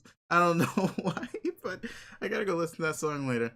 The seal is the best. But yeah, this is a kiss on your face from an angel while you make a fucking fool of yourself in your sleep. You know what a twist... I know what a twist is. Or I did, until you kept saying stupid shit that didn't mean anything. Exactly. If you want to know my shitty twist, you have to keep playing my game. Actually, I should have taken... one moment, please. I just...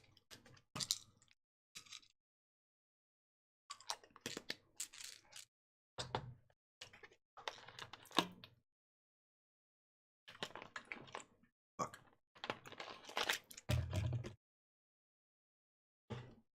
God damn it, now there's water on my pants. But anyway.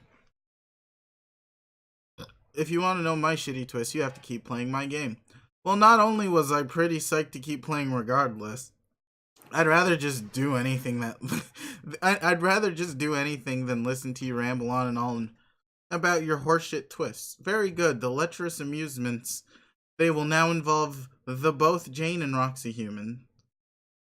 Cool. Oh yes, double the tasty bitches. Getting a little modeling together. Okay. They are in the mood for sweets, just like me. I like candy. Do you like candy, Dirk? I guess. What about cotton candy? I've never tried it. This shithole planet doesn't have any. It is so fluffy and melts in your mouth. Blue and pink get between my jaws. Poofy, fluffy cotton candy, let me dissolve you. That is what I call this pairing of nasty premium bitches. You know, considering you're obviously just going to ask for more ultra tame shit, you still somehow made this legitimately creepy. Nicely done, I guess. Ah, yes, how you squirm now. I'm not squirming. Like bullfuck you aren't. Now draw. I'm already drawing. What should I make these premium bitches do?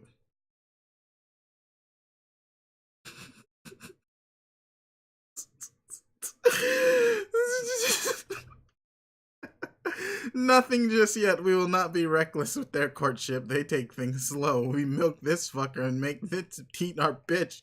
It will be delicious. Okay, so they're just standing there?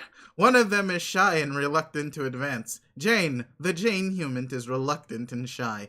You will render the Jane human as showing a bashful and coquettish demeanor.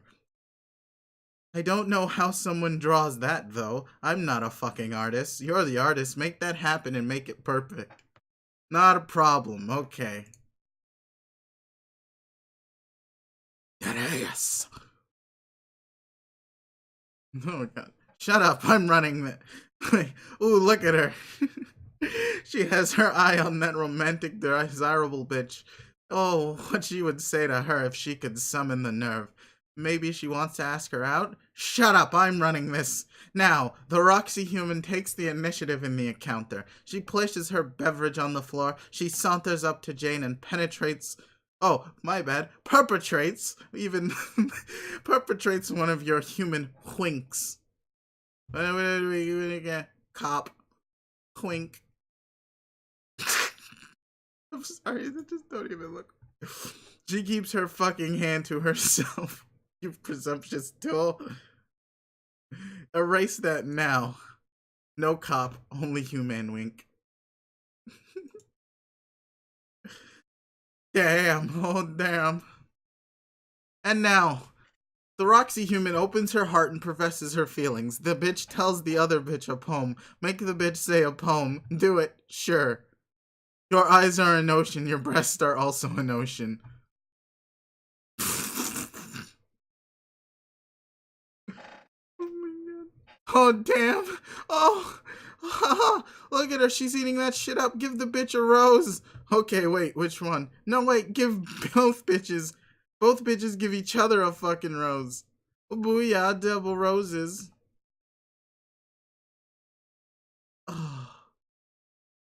Yes. Now make her do the thing, the shameful thing where she rubs the rose on her face. You know, the human practice where by poignant emotions are conducted through facial tissue as channeled through the stem of a fragrant plant. Draw that shit. Oh, I'm drunk. What? Make her sing. Jane Human sings while still doing that. Her sultry partner glistens with emotional perspiring dollops. Ooh, who you gonna call? Ghostbusters. I don't know what the fuck is going. Oh mercy, that is just so grody. Does your sister even know you're into this sappy shipping stuff? You berate her constantly for everything, and I know she likes to write and illustrate romfics and the like. No, she enjoys it for wrong and disgusting reasons. Her fascination with the red stirrings of inferior races, it strikes me as too sincere and therefore repellent. My enjoyment is ironic. Again, you don't seem to know what ironic means. Your enjoyment of this constant content is clearly sincere. You are just fetishizing your disgust for it, is all. Fuck you with that assessment. You don't tell me what value the pornography has to me.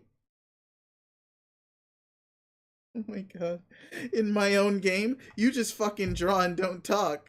I'm just saying, if it's an interest you have in common, if you told her you liked her romantic artwork, maybe you could bond over that. Bonding is the last fucking thing we need to do.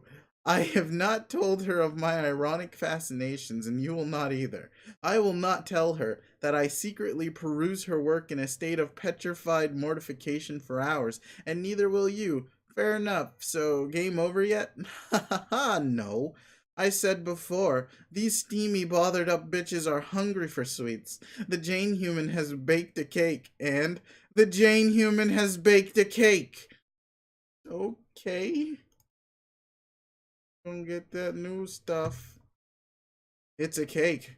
Where did the cake come from? Oh, fuck. Those bitches eyeball that luscious confection. It's moist as shit. It tempts them. They begin to human salivate. Oh my god. It's so good. Get into my mouth, cake. The mutually swooning bitches get frisky with the treat. Roxy Human chops out a wedge, feeds it to Jake Human's zealous snack hole. Okay, but not so fast. She smushes it around the greedy cake slut's human lips and features. Misguided feelings of fondness and lividity wax incrementally. A giggle is released. Oh shit, things are really heating up now. Kiddo. So good cake. This cake's amazing. Yes. Fuck yes. I want them to human hold hands. They will human hold hands now. Their Otis love is blossoming before our eyes, and to our unspeakable dismay, can you feel it, Dirk? Yeah? Make their cakey hands become clasped together as one. It feels mushy and slippery. They enjoy the sensation immensely. It is vile.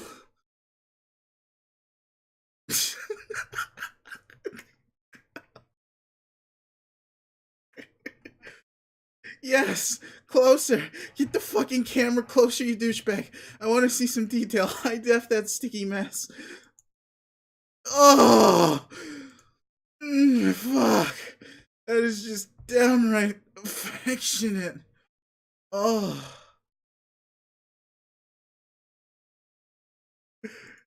Yeah, those girls sure are digging each other. That's how we humans roll. Eat some cake, hold some hands. Oh, but their tawdry romp is far from over. Jane has had a little too much cake to eat. Perhaps her human tummy needs a rub. Oh god. What's this? Could it be? Your breaking point is in sight. You are becoming squeamish. I can feel it. Yes! Yes! If you think this is making me uncomfortable, think again. No, I'll only think once. You are succumbing to my game. You are becoming psychologically unglued, and I am winning. Nice wishful thinking there. I'm not even merely tolerating this, bro. I swear to God, I'll get my own horse running harder in this fucking race than you could ever dream. What? Horse? Think I'll blink first, motherfucker? Not happening. I might splinter, but I don't break. Oh, whatever, asshole. Is that supposed to be cool? You want a fucking tummy rub? That shit sounds white hot. Can't wait to draw that and get us both sexually stimulated. Here I goddamn go. Boners galore. Oh, rub the tummy. Roll out. Nurse roll out to the tummy rescue. Boom. Oh, look at the boobage. Oh. Mm. This is giving me the biggest male human boner of my entire life. Erection life. My entire erection life. Stop mentioning human boners. I don't even know what those are and I don't want to. So if that was the plan all along to mention boners, your plan fucking sucked. You want a shitty twist?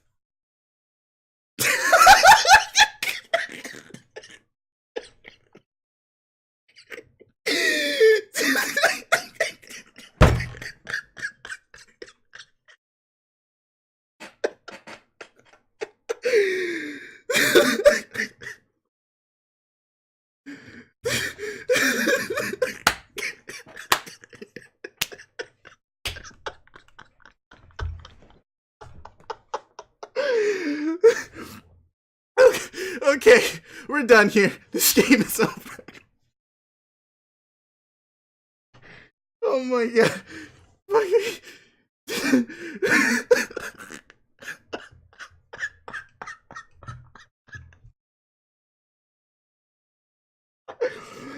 This motherfucker.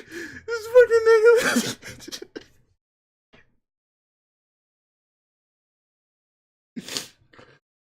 Oh my god. Oh my god. That was fuck. That was like backfield. I came out of absolutely nowhere. Oh. Oh shit. Hello, Games Idea Maker. Sorry, I have not looked into the chat for a while, but what is Homestuck the other?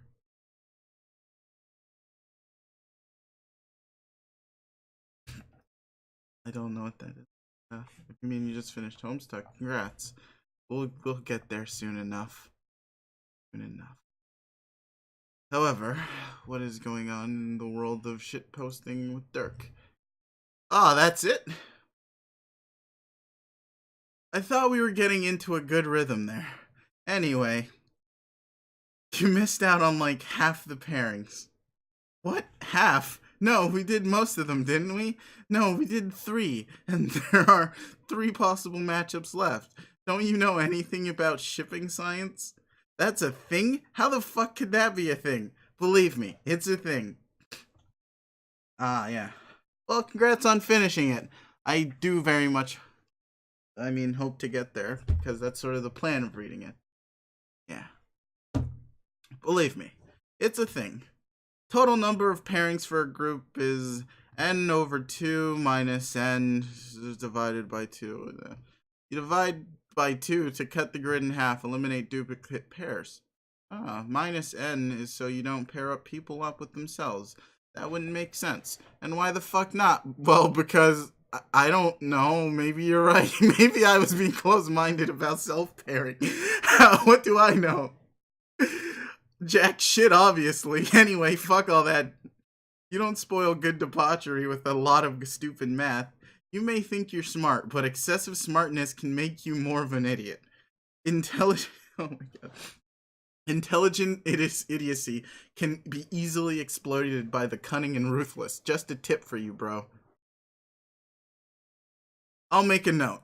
So, you're sure you don't want to even one more drawing? You used Jane and Roxy in 2 pairings, but me and Jake only got 1. How's that fair? I decide what's fair in my games. If you are proposing to illustrate the Jake human behaving amorously with the Dark human, the answer is no. Why not? That encounter does not seem as reprehensibly scandalous. First of all, I ask of you, where are the bitches at? I rest my case. Lame. Second of all, I don't wish to languish in the pumpkin patch. What? Orange and emerald, unpleasant together. I have no taste for pumpkins and any horrid vegetable matter. Or any horrid vegetable matter. Meat or candy, that's what's good. The game is over.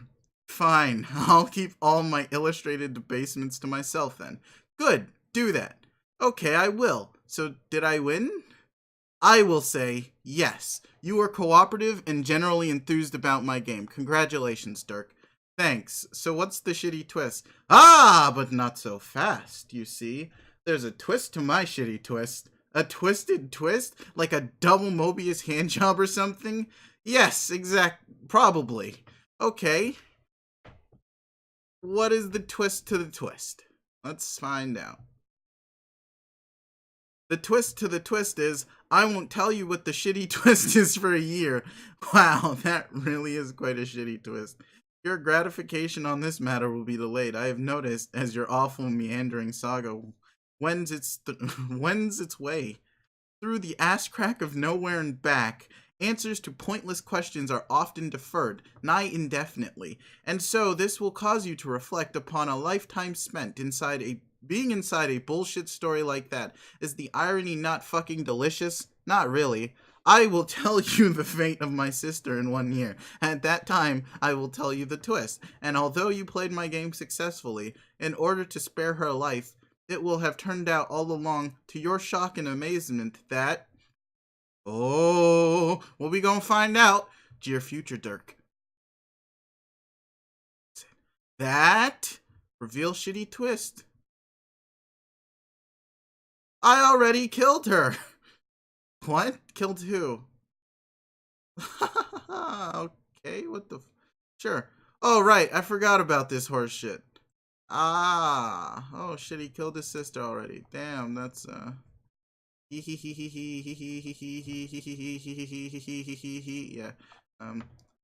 And the great thing is how I got the idea from your game. What idea? The idea to kill her dream self? No. Oh, shit. What? What the fuck? Huh? Huh? Also,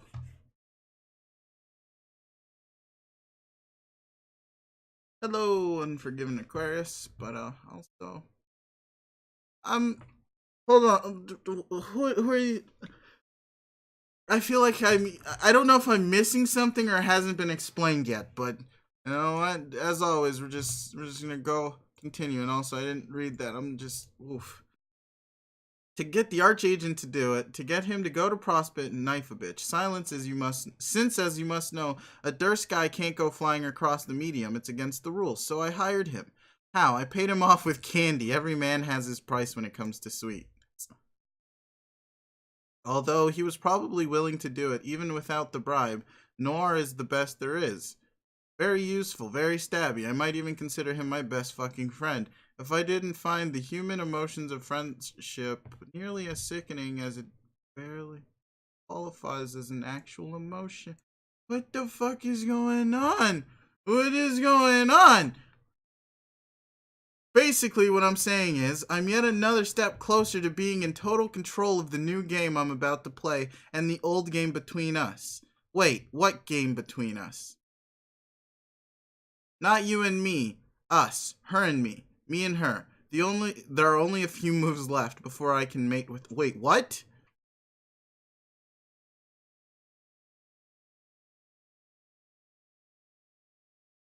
Wait, fuck, what did I say? I mean, before I can mate with her. Mate, as in checkmate. It's figures goddamn speech. Okay, whew. You know, like in chess, no. What's that? Shithead. Okay. What do you people think you're doing? Oh, hooray. A bunch of people all meet up and do the dumb shit. Great. We're here now. Oh boy. Alright. Stop.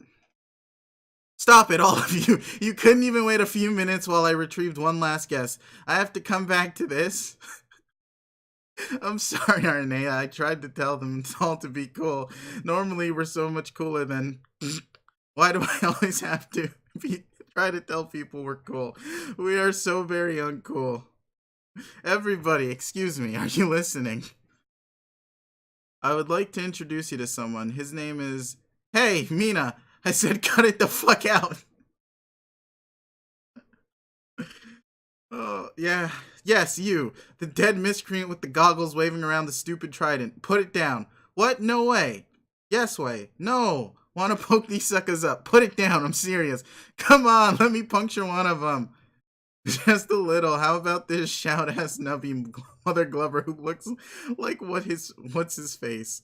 I said drop it. What, like on the floor? Yes, on the floor.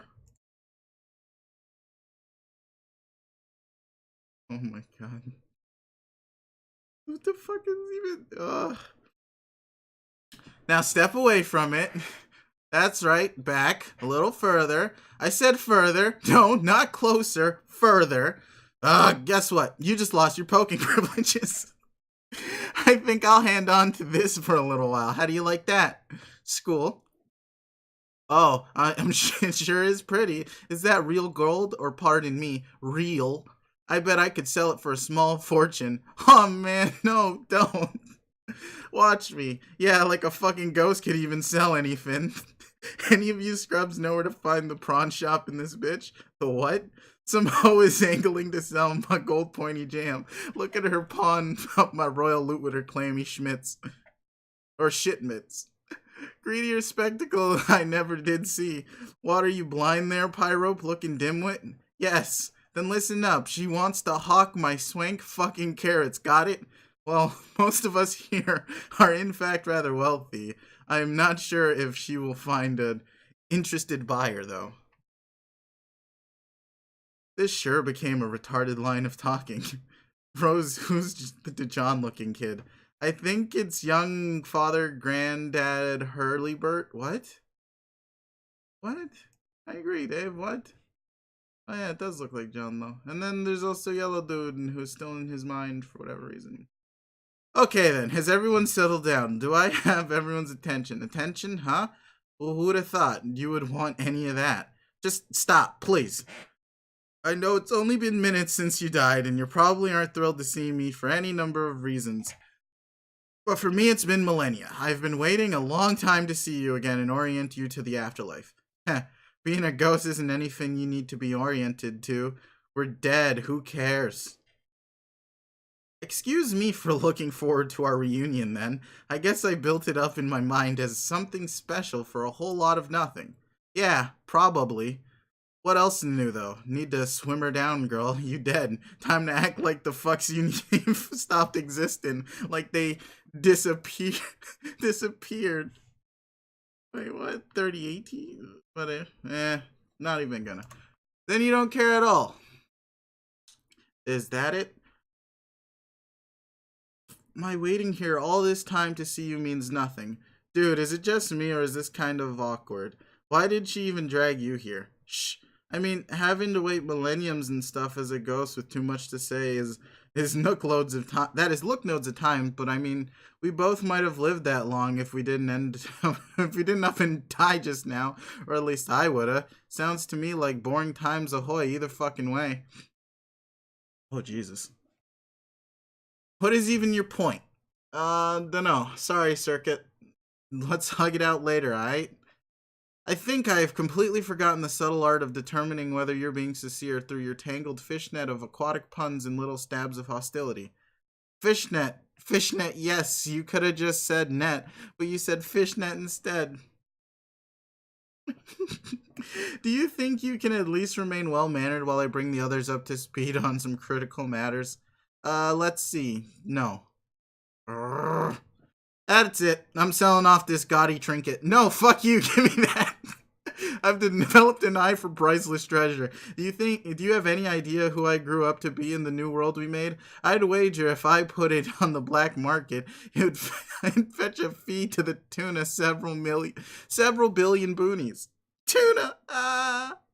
Oh, it's a face. I get it now. Dumb faces. Great. Tuna, tuna, tuna. I love you. Whoa, hey, fucking excuse me. Hey, Carcat. He's back. Let's see what the fuck he does. Who are you people and why should I care about you? I agree.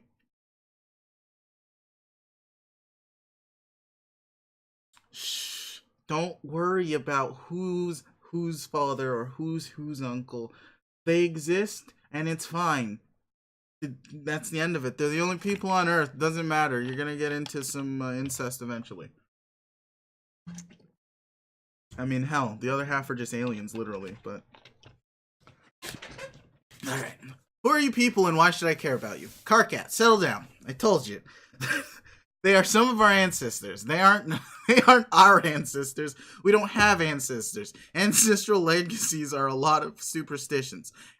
Aristocratic bullshittery invented by high bloods so they can get to feel even more smug and self-satisfied than they already are. Even if we do have them, who cares? Who gives a shit about these people? You're being very rude. Listen, I don't know them. I don't want to waste time passing through dream bubbles if I'm not going to see my dead friends. If you dragged me all the way up here to meet, oh, say, Ghost Nepeta, fucking great.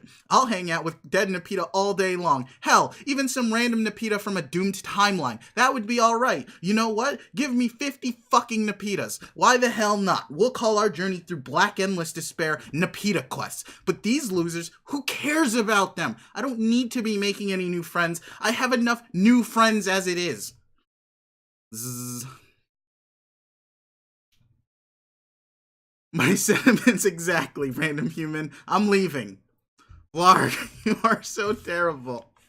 That guy, Nubby shouts, that guy is cool. Thanks, whoever the fuck. Later. Oh man, he's so much cooler than What's His Shit. Why couldn't What's His Shit be more like Nubs McShouty? Our team had no cool boys at all. Oh, I'm going to tell you right now, if we're going to argue pronunciations of names, it's not going to be pretty. I'm going to butcher everything you know and love, and you might be upset about that, but it happens regardless. Anywho, let's... Sleepy Fish Bait is right. This is a fucking drag. Can I go hang out with Shouty instead? No. No. Sad face. Hey Rose, I don't know if this is a weird question, but like, do you think we should try and wake up our teen mom or what? Oh, is she sleeping still? Hi, she is. I'm not sure if that's a good idea. Why? Sounds good to me. Mayor, what do you think? You hear that, Rose? The mayor thinks it's an awesome idea. Me too, buddy. Me too. Okay, since I've clearly been outvoted on the matter and democracy has spoken, I guess I should clarify. I'm not sure if it's actually possible.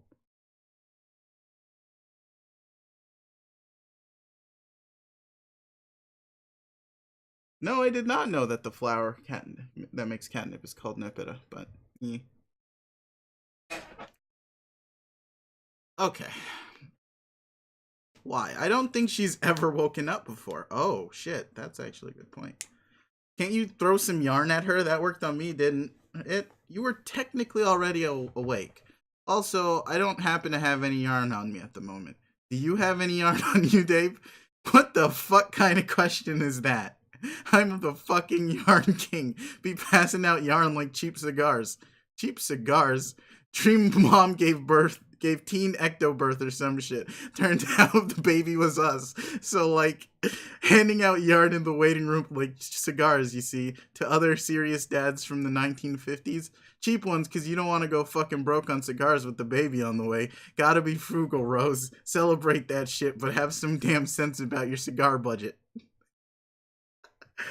Smack snack.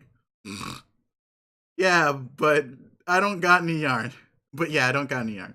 I just don't see how you can make remarks with such frequency that are so obliviously and so generically loaded from a Freudian perspective. It's flabbergasting, really. You never missed a chance. Cigars, describing a scenario where you're both given birth to by your teen mother, as well as playing the role of the proud father in the waiting room. Oh God, don't stop.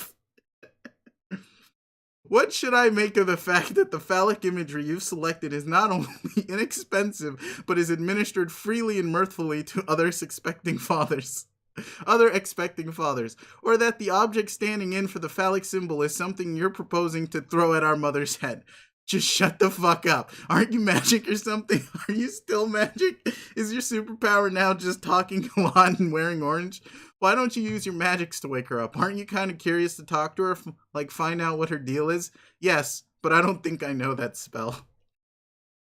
Hey, what even is magic anyway? Like, are spells real? Like, when you do magic, are you actually doing legit spells like the dipshits in Harry Potter, babbling up some false baloney ass Latin? Not really. I knew it. What a load of shit that all is. What? Spells and shit. Okay.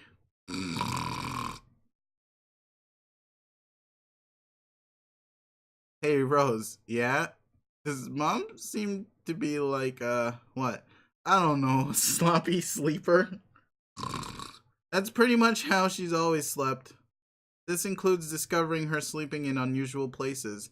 Is she drunk or something? Can a dream self be drunk? Yes. What, really? Just like that's the answer? Like that's something you actually know for sure? Yes. What the fuck? Is it seer powers that let you know or that or did you read it in a book? Why would somebody write that in a book? How would you even know that? I know from experience, I guess. Yeah, BS. Wasn't even time for that, drinking or anything.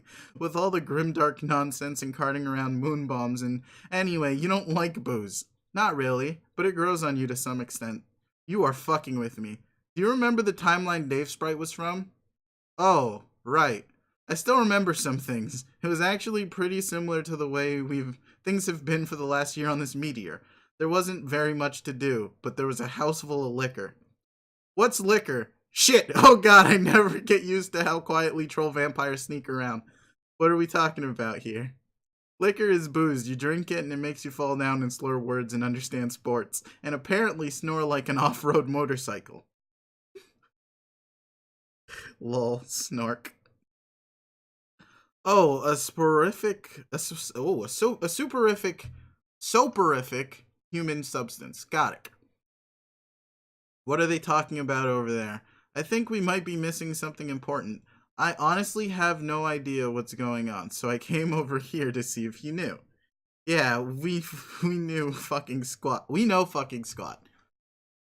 Maybe we should have been paying attention. I don't even know what the hell.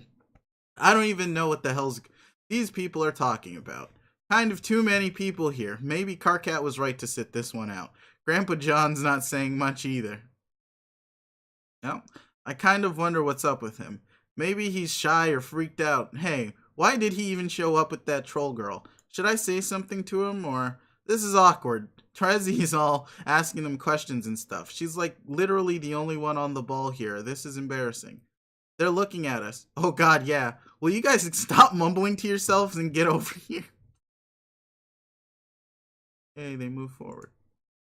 You're missing a lot of fascinating stuff about our ancestors. Okay, can you maybe like give us the gist of it? Er, I don't know if one maybe I don't know if I should just start over from the beginning. Blubber fuck, somebody kill me again. Make me double die. Can that happen? Can you kill a ghost? Mina, please. Our nice new friends have missed some very important details. God almighty, don't you see? These chumps are too polite to say they don't give a flip. Specifically that poor boy you lured on to your boat. Look at him. Too polite and afraid to say anything at all. I'm not very well. If you speak for everyone with respect to what is most interesting to talk about, then what is your proposal? Proposal. Stupid infectious fish puns. It took all of 5 minutes to pull me into your insanity. Oh my god, insanity again. Insanity. Ugh. Il Mayo.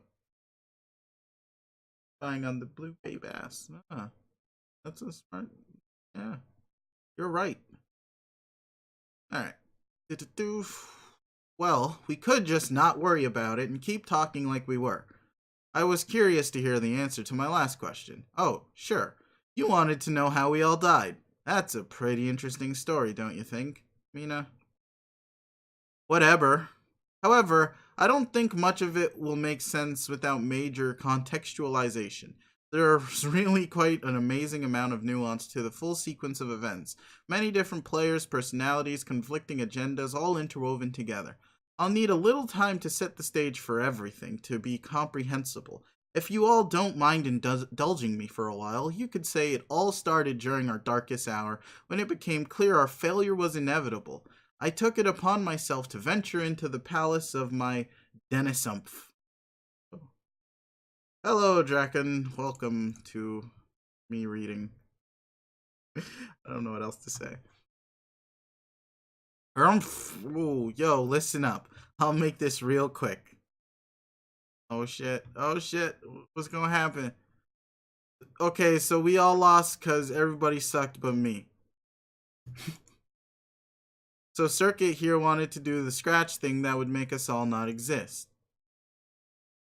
But I found out from monsters we could keep existing if we was a bunch of ghosts. Thing is, nobody ever has the guts to off anybody.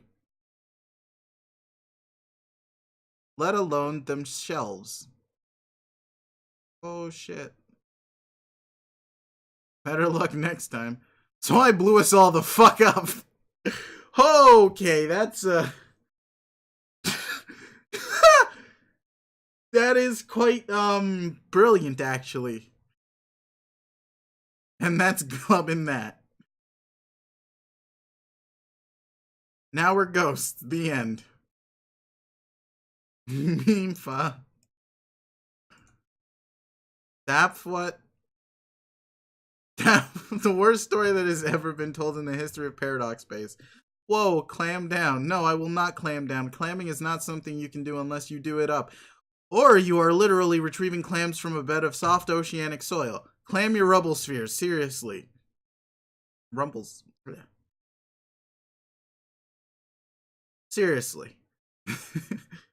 They is looking lively, girl. Everyone's gawking. You have no respect for a well-told story. I said what happened, didn't I? Only barely. You left out so much. All the intrigue, the complicated interpersonal relationships, the backstory, the the responsible pacing. Where was the world building, Mina? Who gives a dolphin flip through a big ring of shit? Okay, I think I finally understand the art of storytelling now, thanks to you. It turns out all you need to do is make a series of short, mysterious statements without supplying context or any further elaboration. It's all so simple. Let's try it out. Did you know What's-His-Face Vantis in our post-scratch world grew up to be a spiritual leader followed by millions? They killed him, though. He died handcuffed to something while shouting a rude word. The end. Legion grew up to be his mate spirit. She wrote stuff down and spent a long time in a cave. That's it. Their buddy captor flew a ship for some sag. It wasn't a very cool gig. Miriam found a wiggler, died a slave. Did I mention our planet became a kind of a shithole? No, I don't think I did, because that's apparently not how you tell stories. Go on. Zach built me a robotic arm. He was ordered by a high blood to kill a girl, but he couldn't do it and was banished. Really beat himself over that because it's okay, because his descendants redeemed the honor of his legacy by doing whatever a murderous clown told him to. Wait, was that too much detail? I forgot. I said some of that. Moving on. Ampora was a pirate. Nobody liked him. He killed a lot of people, but was later executed because he was unable to tell a funny joke. What else needs to be said? That's right, nothing. Makara was the guy who didn't like his joke. He was terrible, and so is his story, period. Nitram was a hero who led a rebellion. He killed me, but not before things got pretty steamy between us. Want to hear the juicy details? You're out of luck. Aw, man. Pyrope cut off my arm and arrested me, but I killed her. This triggered a karmic cycle of revenge, which led to the eventual blinding of her descendant. Sorry, Terezi, them's the breaks. Wait, what? As for me, well, I could go on all day about that subject, but I won't. I was a cool pirate, the best pirate. I lived a long time, had amazing adventures, got all the treasure, then died. That's all she wrote. But not literally. She wrote quite a lot, in fact. She had a lot to say, just like me, which is why she's so great. Let's see, who am I forgetting here? Oh, of course, Megiddo! Now there's an interesting story, full of exciting twists and turns we won't be getting into. She was kidnapped as a child by a creep, then served the creep's boss for millions of sweeps. She helped make everything lousy, then you killed her and took her job. Anyway, I think this tedious tale has gone on for entirely too long already. I can't think of a single thing left to address that could possibly be of interest to anyone. No, shut up. Do me now. Do me now. What about me? What about me? Why, Mina, could it be that you would like to hear more? I must be imagining things because you're on record as finding my stories boring. No, these stories are more interesting than your usual ones. I can tell because I'm actually still awake. Very well. I would like to know about your post. You would like to know more about your post-scratch adult life. Would you like to know the short version or the long version? Are those the only two options? You tell me. How about not the long version? Like, don't go full fucking circuit on us. But don't leave out too much of the cool stuff. Shit, man, why do I gotta explain this to a presumably rational person? Just tell me what my junk was, bitch. Very well, I shall strive to convey your story, including details which you are likely to find interesting on account of vanity, while attempting to refrain from going full circuit on you and other hapless bystanders. Blub, come on, spit it out, Windfang. No more adventures on the high breeze, got it? Fine. You want the abridged version, but maybe not so abridged, as long as the stuff that you in particular would like to hear is included of the Mina Pikesi's saga.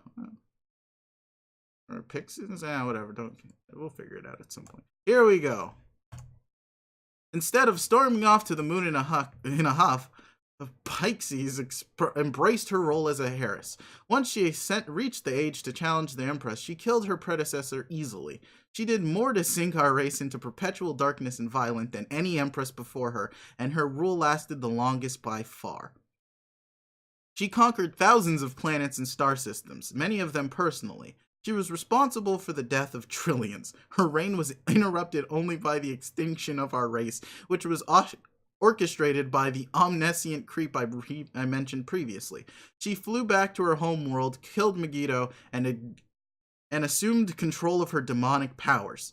In doing so, she also assumed her role as the servant to an indestructible demon whose existence was about to result in the annihilation of our universe. But before that, he had a new assignment for her. Is this brief enough? Am I addressing all the cool stuff to your satisfaction? That's the first half of her story. In the second half, she escaped to a fresh universe to wreak more havoc. She infiltrated a planet called Earth, which is home to a race called humans, these guys here. On the post-scratch version of Earth, long story, she gained absolute power, flooded the planet, completely wiped out the human population whilst expanding her abilities even further. She then somehow entered the humans game session and took control there as well. She did all this at the behest of her employer and has shown no sign of slowing her rampage, or ever dying, for that matter. So, Mina, how was that story? Are you bored yet? Dirk? What? I think that's the Batter Witch. Yeah, you're just getting that now? Great Scott, I have to do something. Do something? No, man, just sit tight, okay? But that's C. Hitler! She's right there in the spooky flesh! Remember all the horrible things you said she did? Yeah, but cripes, it sets my blood a-boil just thinking about it. I have to stop her, that's why I'm here. I just figured it out. I have to do it, bro. No, you don't. Come on, don't be an idiot. Yes, I do. That's what you do when you go back in time and find Hitler. That's like one of the rules of adventure. If you have the chance to kill Hitler and stop his crimes from happening, then you do it. Oh man, oh man, oh man. You didn't go back in time, Jake. Do you even understand what's going on? I gotta do something, okay? Okay, how do I do this? Oh, frig, no time to think. Here I go. Jake. And pounce. Yeah, Jake. Die, fish Hitler, die. Jake, I won't let you kill my people. Jake, no, what are you doing? Oof. Oh, shit. Kapow! Take that. Oh, shit! Grandpa Egbert Jr. Dad totally snapped. Jake, stop. And a bit of that. Dude, this is completely embarrassing. And how about a smidgen of this? Everybody thinks you're either stupid or sane. Whampo. Oof. I don't. What? Ruffianism. You killed Dirk and Roxy's bro and mom respectively, and you will later, I think, and I cannot, or you will later, I think, and I cannot let that happen. No, no, Jake, that was in another universe, or I mean, I won't let you turn my planet into Waterworld. That movie was great, but not that great. She isn't the same person. I mean, she is, but I can't let you exploit your baked goods empire to massacre the human race. She won't grow up to do any of that. She's the pre-scratch version who, you see, the Battle Witch you're talking about was a totally different, over my dead body, am I gonna let you stick a pair of stinking juggalos in the White House? Ugh, why does this all have to be so complicated to explain? Karate chop. Oof. What juggalos, pros? Is he drunk too? What's going on? Knuckle sandwich. Oof. Psst. So, what's the deal with you, Mr. Brain Phantom? The deal with me? Yes. I'm not sure how to answer that. What's the deal with you? How are those horns working out for you? And also the fact that you're an alien. What's up with that? Exactly. Should I tell people about you, or you didn't see nothing? Yes, that is true. Oh shit, what? Boop. Oh, did he get waked up? Jake, stop wailing on her like that. I mean, wailing. Wait, why am I even correcting myself? Those are homonyms. Are they? I'm not gonna bother looking that one up right now. I don't care. Nobody could even tell which kind of whaling I meant. Oh, homonyms, not synonyms. Yes, those are different things. No one could even tell which type of whaling I meant. Well, I could, but Dragon Punch, Jake, right in the fishy kisser. I said stop. Doof. And he's gone. Oh, what is this? Sigh. Mina, are you okay? Looks like she's kind of either dead or loving it. I can't tell. Mina. Uh-oh. So cool. Yeah, I guess. But you would idolize her post scratch self. Actually, I've always wondered about that. Like, how would it be to just, either meet your post scratch or pre scratch version? So I'm still here, right? Even though Jake woke up. It would seem so. Okay, just making sure. God, my existence is weird. Wake up. Ow, your head. The old noggin has been getting a workout lately.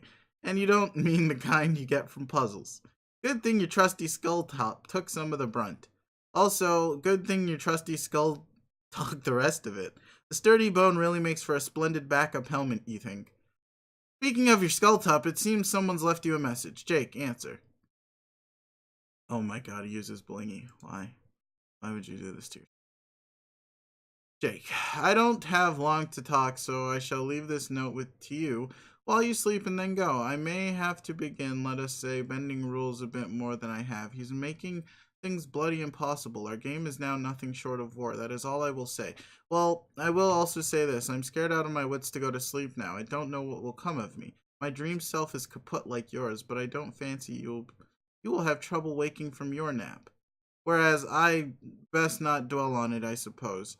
I don't know what to do besides stall and keep helping you as much as I can.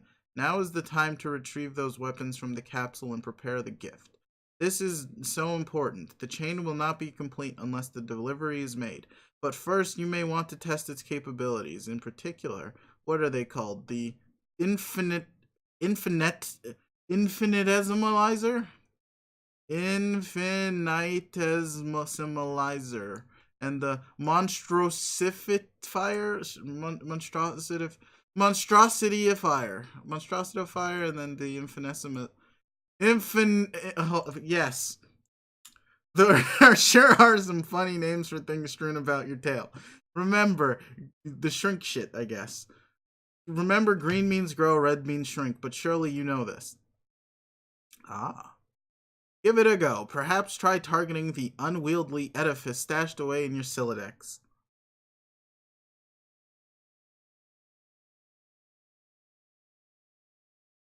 Could free up some space. but remember to hold on to it. It remains as important as ever. I'll be soldering off then. So much to do, so little time. No, there's no need to fight words. Just not a winning battle, ever. Oh, hey, it's the time capsule. About 10 minutes to go before the stuff is supposed to appear. In the meantime, might as well mess around with the bunny like she said. See if it works. Deploy Terry Kieser. Terry, attaboy. He looks like he is ready and rearing to be a loyal companion to his new owner. That lucky bastard. You will be a little sad to say goodbye. You hardly got a chance to know him at all. Monstrosify something. Hey, what the fuck are those actually? Um, that's creep. Why did the fruit have faces? You drop some delicious fruit and activate the green beam. Green beam. Green means grow. This is seriously some Alice in Wonderland shit going on here. And soon you will send the rabbit on its way through the looking glass. Those aren't the kind of things that usually occur to you though, especially after several blows to the head. You continue staring vacantly at the dancing fruit, while that kind of thing keeps not occurring to you. Yeah. Why are they dancing? Holy shit! It's even creepier! Eureka, it works. Never, never a doubt in your mind. Grandma's technology is pure modern witchcraft. Like she busted loose from a big silver screen playing The Wizard of Oz or some nonsense.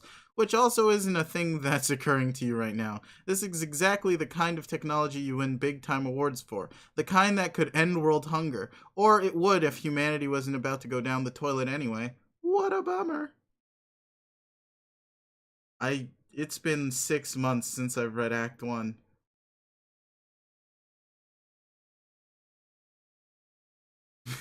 So you might be right. I'm not gonna question that.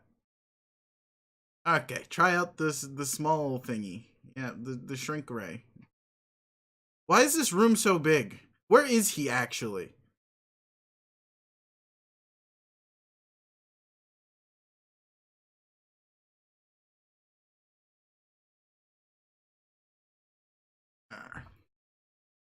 Okay, try out Infinitesimallizer. You deploy the massive thing that has been clogging your Silodex forever. Some time after your house exploded, you found it in the jungle and snapped it up for safekeepings.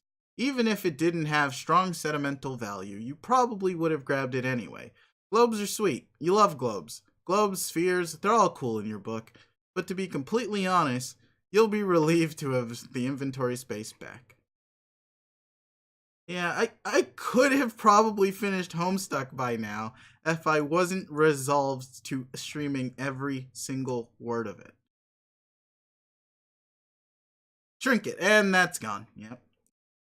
Works like a charm, as expected. Whoops, there it goes, down the rabbit hole.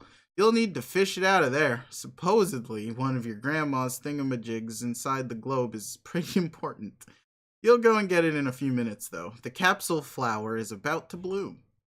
Watch capsule bloom. There they are, finally. The deadly armaments you've been waiting. You've been waiting, huh? Those are the armaments? It just looks like a big silly pile of shit.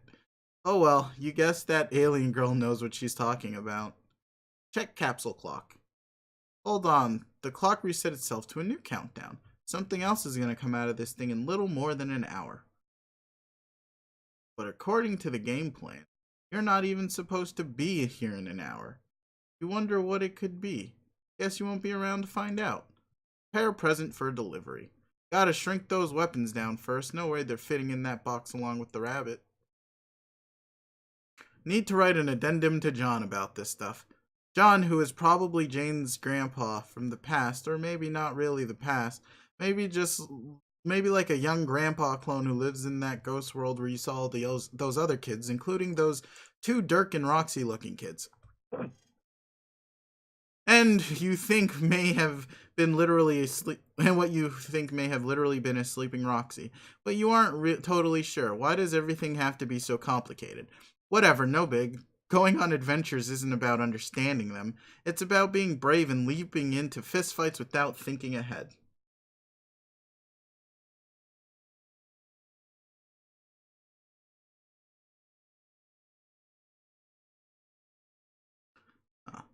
You finish off your note with a few more friendly words and something vague about who you really are. You are just following your alien friend's advice on maintaining a bit of secrecy so as not to cause timeline problems. But boy, is it hard keeping secrets. You can't help yourself and slip in a subtle clue that your grandmother is actually his pal Jade. Hee hee. You figure if John is even half as sharp as you, you'll pick up on that right away. It's okay. It'll just be a little secret between you and him. The pretend British alien doesn't even need to know.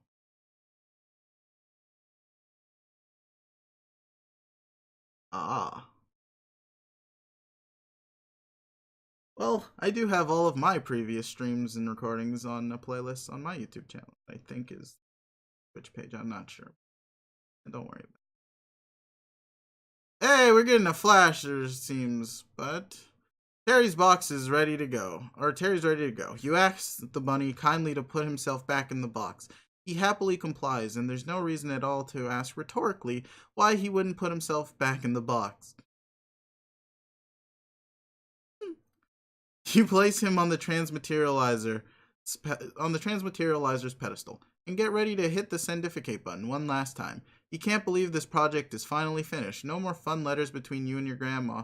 You guess the next time you talk to her, it'll be in person. Hard to believe, but then for a guy like you, nothing is. Harry, fast forward to live.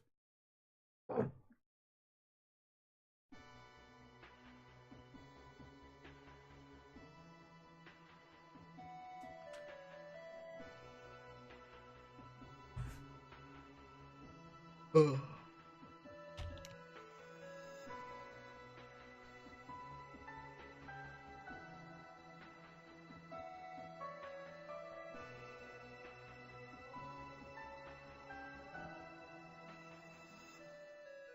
I could stay awake just to hear you breathing. Watch you smile while you are sleeping.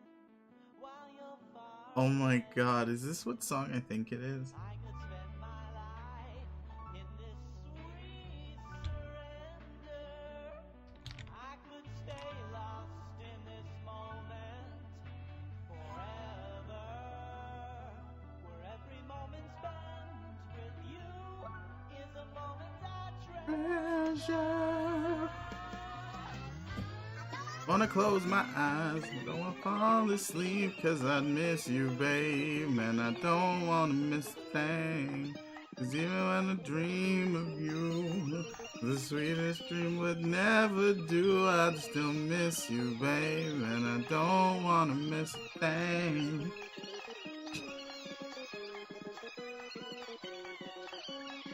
It's the whole song sped up, and then, yep.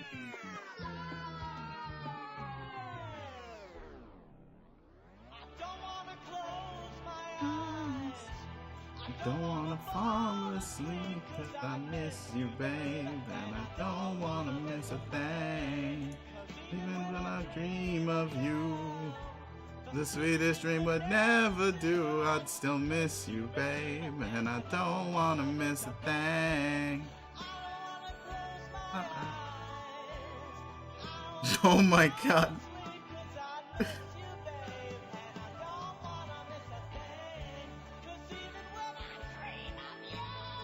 What the fuck is...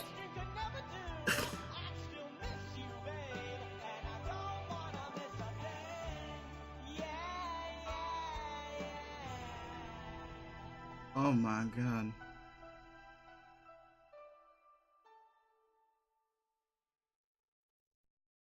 What? Sure, I guess. We just... Well then. Yeah. Oof. That's some interesting stuff. Alright. Onward.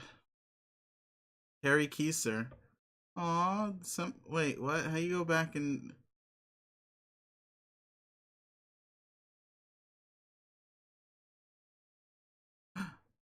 Oh, that's so what? Okay, the bunny didn't make it, and that was how that stuff happened. Oh, we just filled in the blanks. Okay. Yes, yes. Yeah, okay. Yeah, I remember now. That was very confusing to parse without the full context in mind. It's just oof. It's like how do you die in back in time? Like how do you die at -2 years old? Also, this red and blue chess piece. I thought the green was supposed to be bigger and the red was supposed to be smaller. They lied to me. Anyway, Iranian Humbra. Finally getting a bit aggressive with your queen there. Usually you aren't nearly as patient with her. The little gambit I permitted you at the start has certainly inspired some unconventional play. I'm not going quite as miserably for you as it's not going quite as miserably for you as I expected.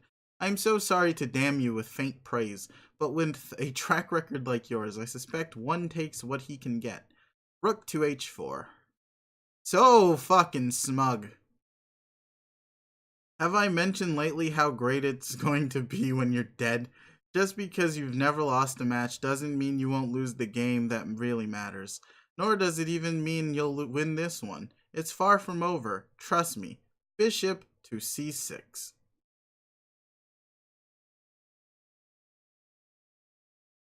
Why have you been enclosing all your moves in quotes? You really have been acting so odd this match. Knight to d6. Look out, I'm coming for her. I think she's languished behind the front lines long enough, wouldn't you say? Time to shake things up. Move her or take my knight. You know you want to take her. Just look at her there. What a cheeky intrusion, slithered right into your palace and made herself comfy. Maybe she'll lay an egg once she's finished her feast. Might as well take her out. You know when the action begins and pieces start to fall, that's when you make all your most creative mistakes. Anywho, far from over, you say? Oh, no, I don't imagine this game will be taking up much more of our time. Oh my fucking god, blah blah blah. The quotes are part of the enchantment I mentioned, like part of a spell, you know? Magic. You love magic and how it's totally real. Knight to d6. The knight's dead. Your words are boring. Defeat you. Oh. Oh shit. Hold on. Okay, so we move. What is that? Yeah, it's our queen. Move our queen. And then. What is that? A rook?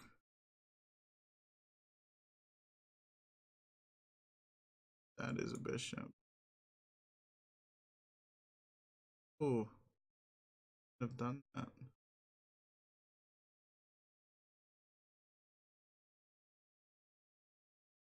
Oh shit. Yeah, see, there it is. Oh, even better. And then do that. Heck. Should I be reading this as I go along? I don't even know. Oh, yeah, I probably should be. Sorry, I got very interested in the actual chess match that was occurring. Alright.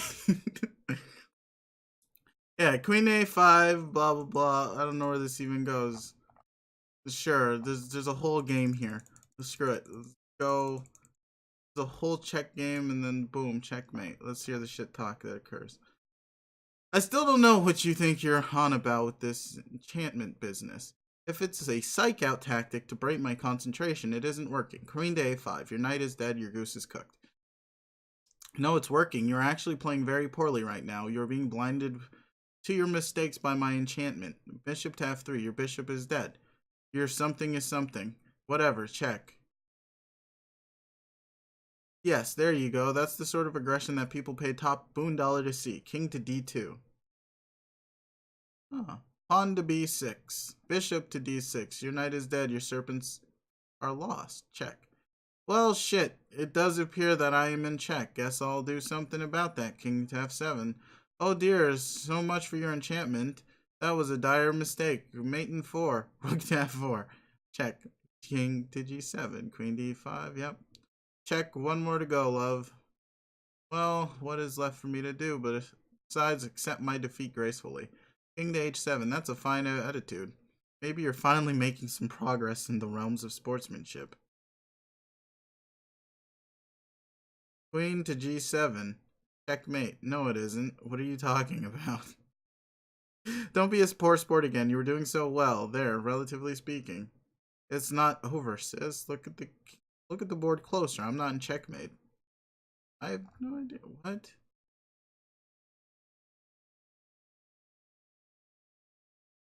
What the fuck?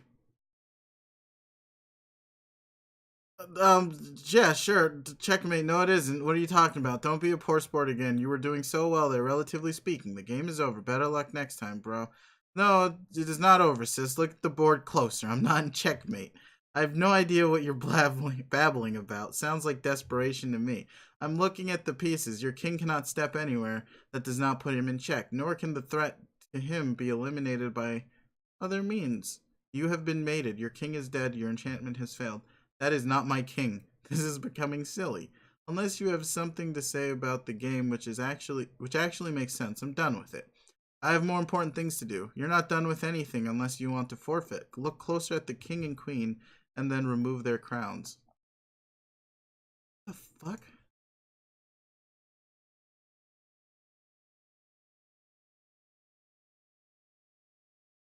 Wait, what the fuck is going on? I don't even. What? Is this guy trying to pull? Okay, sure, let's just go. What the fuck? Yo! What? Bruh! My dude just what? That's some top level fuckery. Why? This is some bullshit, dog. Oh bloody hell, this was your enchantment. Are you serious? Dog, this is your shittiest twist yet. Well played. You checkmated my queen. Ah, this is so fucking funny. I'm just astonished. Not at the guile of your little ploy, but the fact that you actually seem to think this was a clever ruse. It is just so painfully daft. I'm speechless. Never saw someone speechless who had so much to type. I thought of you, of all people, would appreciate my modifications. The crowns are really nice and well crafted, form fitting, hardly adding any height, like capping a tooth. You were completely fooled, and now the coveted prankster's gambit between us belongs to me. This is absurd, you nagged incessantly for me to allow you to reverse the starting position of king. I only agreed to get you to shut up about it. Regardless, I knew I could beat you anyway, even with your initial advantage. And I was right. How can you claim this as a legitimate strategy? You broke the rules. I didn't break any rules. I merely asked if you would agree to swapping the start positions of the king and the queen.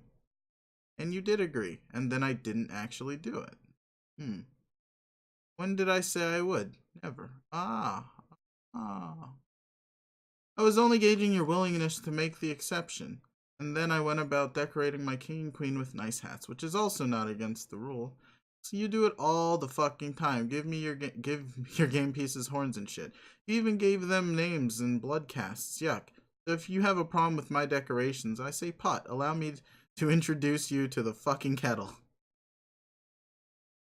Oof. I cannot believe you're defending this maneuver.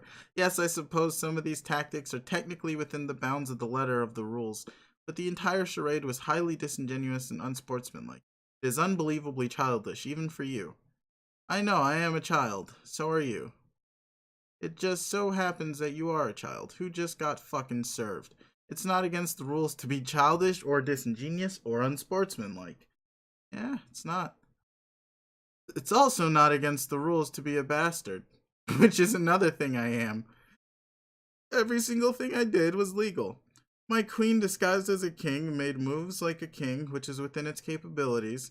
My king disguised as a queen made moves like a king, because doing otherwise would break the rules.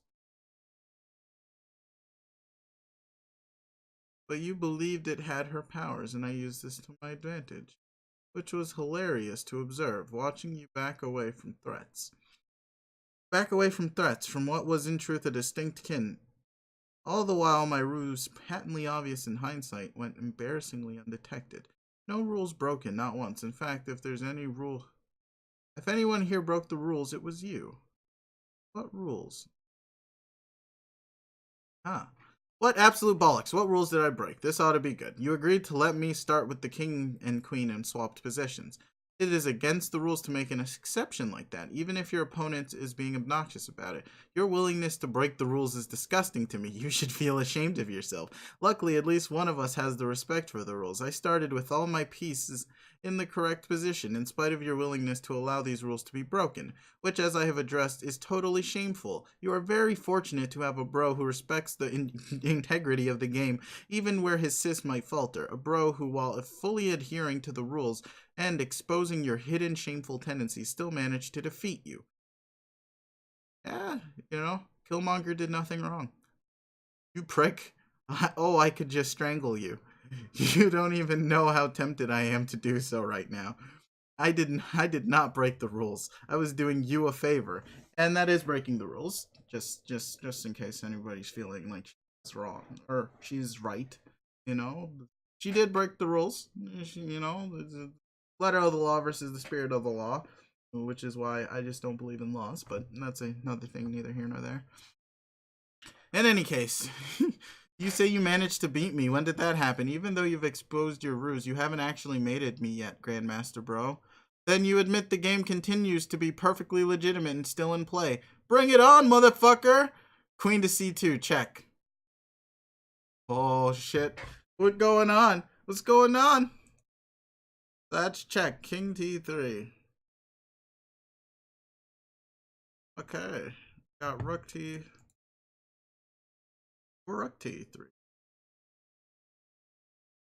Check, someone's in deep shit. Look at this royal cock up. Oh, another check. Damn, son. Now I either have to sacrifice my queen or move my king into a strategically horrible position. Why am I even going along with this? Yes, that sure is a strategic dilemma. Who would have thought that a game of chess would present such a scenario? Do you forfeit? You wish. To hell with it. Let's sacrifice the queen. I still put odds in my favor with my rooks and bishops versus your bishop, rook, and queen.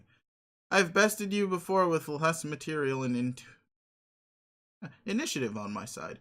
Queen to c3. The rook is dead. My bro is an arse.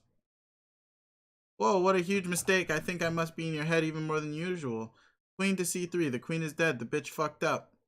Oh, shut up and play. King to e2. Pawn to e5. Wahaha, another blunder. Queen to f3. Check.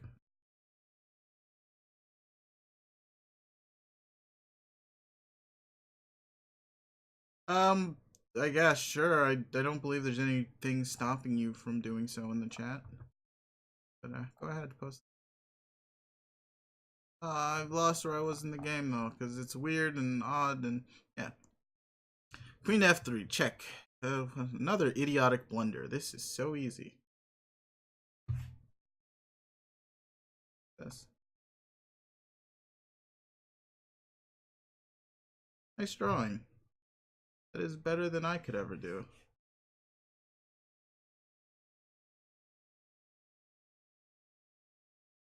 King to d2. Yeah, queen to d5, check. On the fucking run, woohoo, shush. King to c2. Queen to d6. The bishop is dead, his flesh consumed. Wait, where did you put it?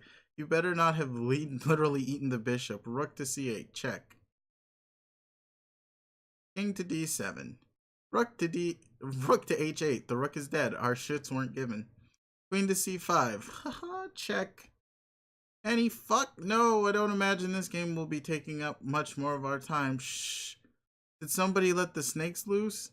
Or was that the sound of my vicious spurn? King to d2. Queen to d5. Check. King to e2. Queen. They're going back and forth. Our chess shed is shrinking. The rook is dead. Will you stop doing things with the dead pieces? I swear, as if the juvenile enchantment Wasn't enough. It turns out you are also losing or destroying pieces deliberately. I'm going to straight up flip a bitch. Oh, if it turns out you are also losing or destroying pieces deliberately. Rook to h7, check. King to c6, king to c2. Wow, another awful move. You're playing almost as shitty as I usually do.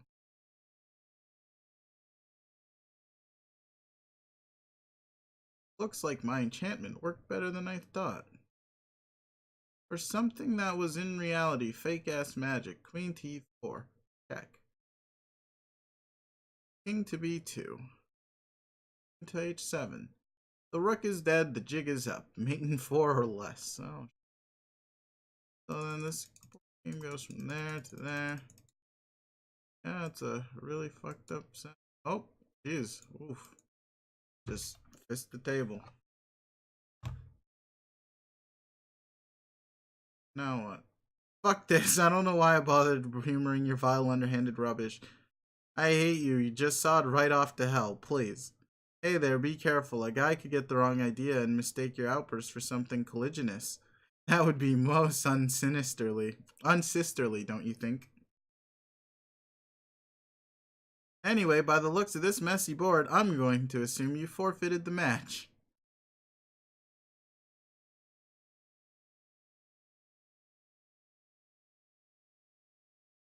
Oh, gee.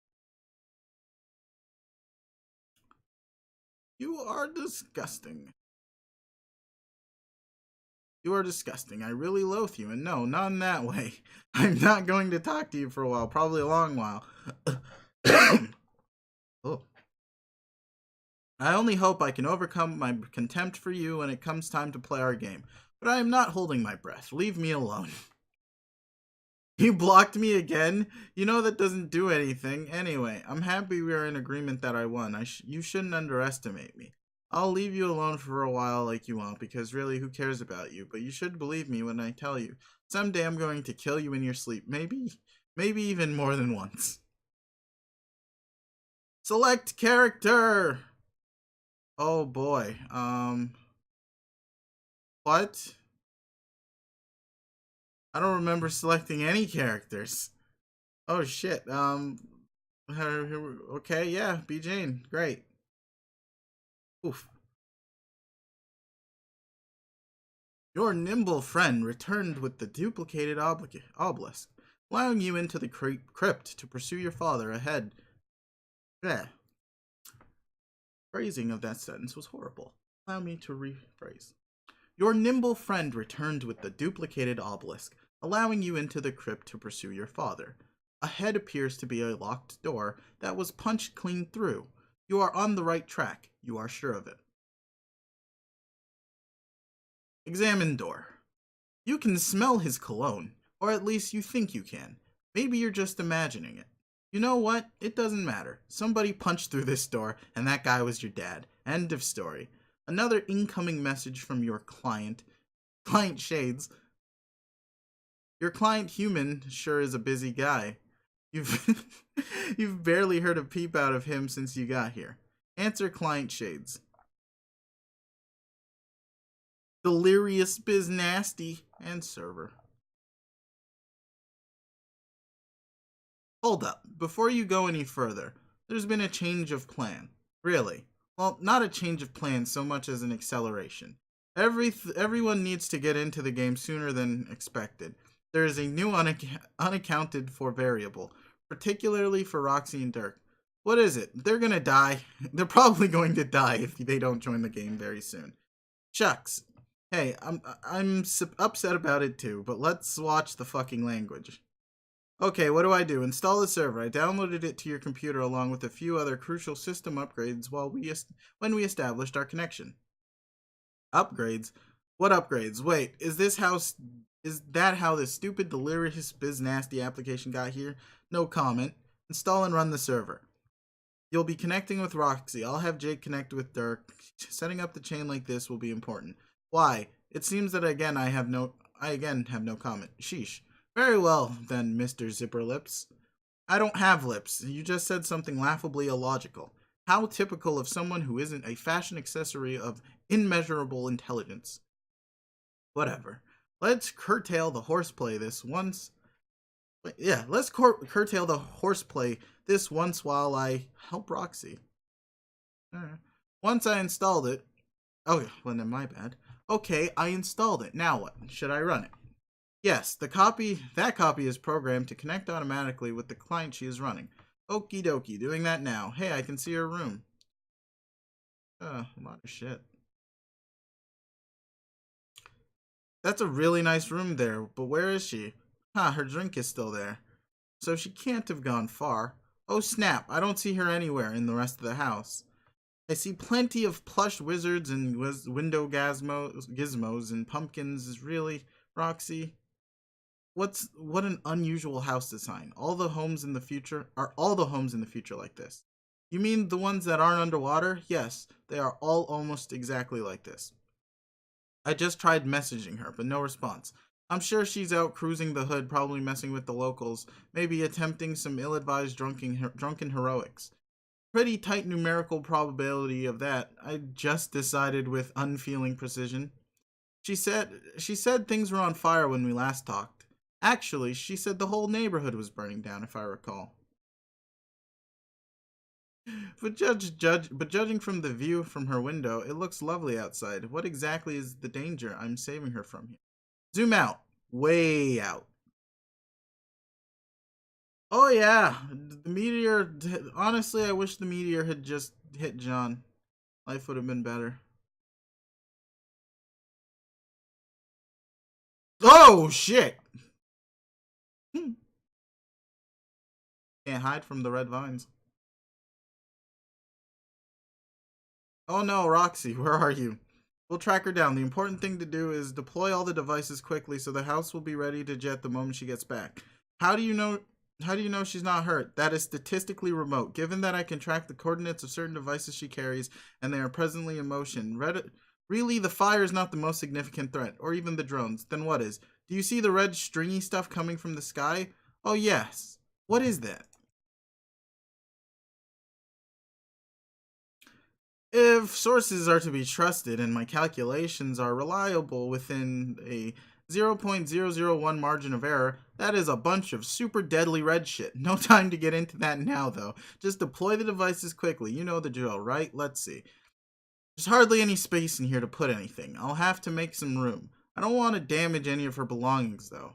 That would be unconscionable. Unconscionable.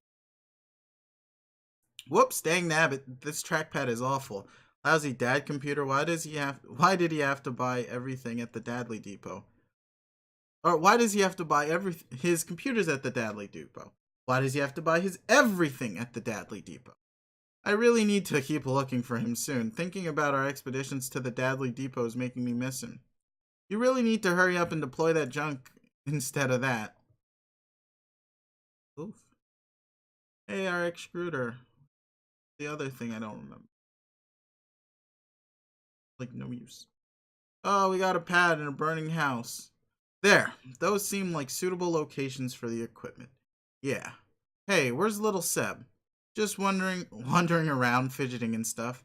You know how he is. Just stay at your post until Roxy gets back. I think he went through the door. Follow the rabbit. Got him. He's gone. He just disappeared on that platform. I think it might be some kind of transport device that works via teleportation. A kind of transportalizer, to coin a completely silly and novel term. That's great. Now sit back down and wait for Roxy. She'll be home soon. But I think that's where my dad went too. I have to follow him. No, Jane, do not follow the rabbit. Let's cool it with the Wonderland shit already. How much further through the damn looking glass do you even need to go? Jane, transportalize. It'll be fine. I'm bringing my computer with me. I can tend to Roxy's entry along the way. This is an atrocious idea. And the rumbling, tumbling, gumblings. Oh! Oh, shit. Oh, fuck. Oh, lordy boys. Oh.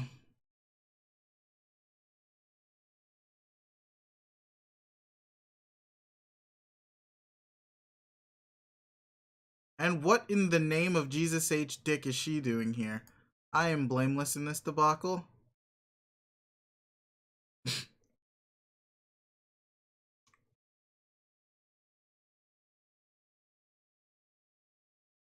Oh, he's there too. Everybody's meeting up. It's Jake, yay. Oh boy. Oh boy. I gotta see what Jake's up to. What did he do to appear there? Now that you've shot your boxed up friend through time and space to Grandma Land, it's time to retrieve her lab globe, which you shrunk then hot potato down the rabbit hole. Then it'll be time to hoof it out of these musty old ruins, assuming you can get that elevator working again, which might be a problem now that you think about it. Also, it seems the volcanic tremors have increased, which can't be good. Look in the hole. It's a bit deeper than you thought. Now you're starting to wonder if you'll even be able to get out of there once you hop in. Hey, there are two transportalizers down there. Like the kind that were in your old house. You wonder where they go. Funny, in all the time you spent exploring this place, it never occurred to you to look down here. Jake, jump down and get that globe. You mainly want to take what's inside. That thing is supposed to be all kinds of important. You wonder if you can just reach inside and... You sort of reach inside and take it. You have no idea what this thing is supposed to do. It's some particularly arcane loot your grandma pinched on one of her daring expeditions. You've been told it's important, probably for puzzles later or something, like something from one of the National Treasure movies that Nick finds in the old lair of a secret president. And he doesn't know why it's important, so he shoves it in his hero satchel and keeps doing adventures until it randomly becomes important. You hope it's not a problem that you made it so small. Wait, that's exactly the kind of thing a hero doesn't worry about. Cage would just pocket his tiny window thingamabob and keep being awesome. Shit like that is for the plot to figure out, not the brave gun-toting hero. Looks like the shades are bugging you again. Why are you not surprised? Answer. Hold up. Before you go any further, there's been a change of plans. Oh, why am I not surprised? Still no human, Dirk? Don't worry, you'll see him very soon in a way. What's the change of plans? Well, not a change of plans so much as an acceleration. Everyone needs to get into the game sooner than expected. There is a new unaccounted for variable. I see, variables and whatnot. Let's cut to the chase. What do I do? Install the server. I downloaded it to your computer along with a few other crucial system upgrades. Yep. Crucial upgrades, huh? I don't know about crucial, buddy. I see you've trolled me with like 50 copies of this dumb fuck social media software for cool bros in hats, but okay. Damn, nothing gets by English. This guy's untrollable. Okay, I installed it. Should I run it? Yes. You should be connecting with Dirk. I'll have Jane connect with Roxy. Setting up the chain like this will be important. Sure, if you say so. That copy is programmed to connect automatically with the client Dirk is running. Do it quickly. His life depends on it. Great, Caesar's ghost. Why didn't you say so? Okay, done. Hey, there's his room. Hey, it's Dong Lover. That's my favorite actor. Haha. I'd recognize that room anywhere. Horse puppets. Holy smokes. There's a man who knows what he likes. Damn straight, but where is he? I don't see him anywhere. I don't see him elsewhere in the place. A lot of priceless super SBHHJ merch, so I'm so jealous. I'll see about hooking you up when you join the game. No promises, though. He's pretty attached to all that shit. He has not yet transcended the primitive desire for material goods, as he is not two conjoined triangles of pure unflappable logic. What? Sorry. As a pair of overly intelligent triangles, sometimes my wording can be a bit obtuse.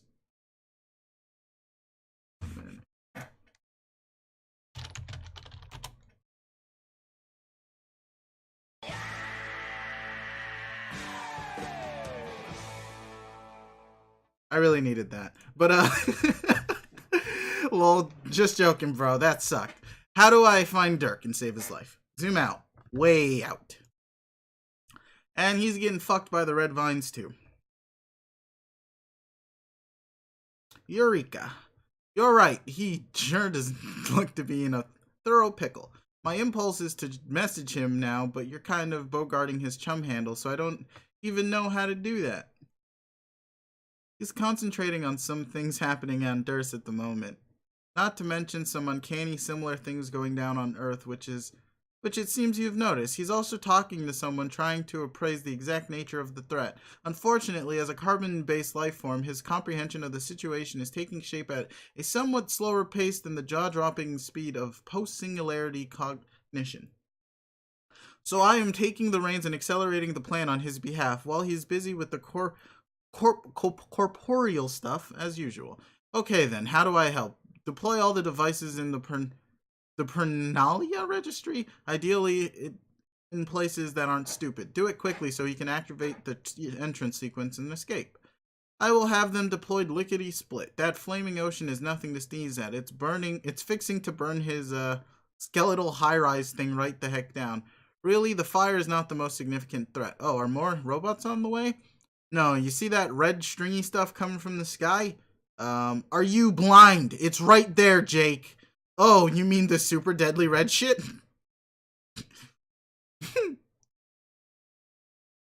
Yes, the super deadly red shit. Say no more, fam. I understand the threat and will now spring into action, guns blazing. Well, maybe not guns blazing. The guns and how they blaze will be metaphors for my tenacity and gumption as an elite gamer. Just fucking deploy the stuff, you humongous dork.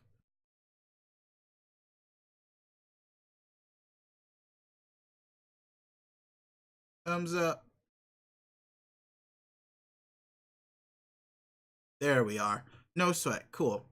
Haha, he did a thumbs up at me. Hey, buddy. Say hey, buddy to him. Okay, he says hey. Sweet. Now what? Stand by. He may need further assistance once he begins the sequence. How long will that take? Once he's ready, I'll try to nudge him along, but unfortunately, the fact is, he is me notwithstanding. Dirk can be just as sluggish and uncooperative as the rest of you goddamn meat mannequins. Understood. That being as it is, in the meantime, I think I'll poke into one of these transporty doodads. What? No, you fickle fuckwit. Stay your ass put. Transportalize. Whoa, what is this place? Things sure are rumbling here in this enchanted purple palace. I can't believe I never found these hidden transport pads under the thing. Dude, I could have told you they were there. How did you know about them? I didn't, but it's like platformer gaming 101. You look everywhere for secret passages and shit. And power up. Yeah, secret passages and power ups and shit. I didn't. Oh wait, nope, fuck me, I mixy maxy, whatever. Elevators are especially fucking suspicious. You go down an elevator, you wait for the elevator to go back up, you take a peek at what's underneath. Maybe it's just death spikes, or maybe you hit warp zone pay dirt. You are so wise, I will never be as elite of a game bro as you. I'm not a game bro, I just know literally everything about basically all subjects. Now go back where you came from. Dirk might need help. Will you untwist your virtual knickers? I have everything under control. I think this may be where my grandma used to go during some of her expeditions. You don't just pass up the chance for an adventure like this. Yes, Jake, you do. How much deeper down the bunny hole do you need to go? There is no white rabbit waiting for you here. We will just see about that. Besides, I have my skull top with me, so I can swoop in to assist Dirk at any time. This is an atrocious idea. Yep, shit's going down. He sees the shit. Yep, oh, what the fuck is he doing here? I hold no accountability for this fiasco. And now the other chick is here. Everybody's here. It's the White Rabbit, sort of. And... oh yeah, Jane too. And we're on our third character. But unfortunately, well, not unfortunately, I guess. Well, unfortunately for some, fortunately for others, it's been about 3 hours, and yeah, I'm gonna go do something else. I gotta go to the store, and it's Sunday, and they closed early. I gotta get some things done.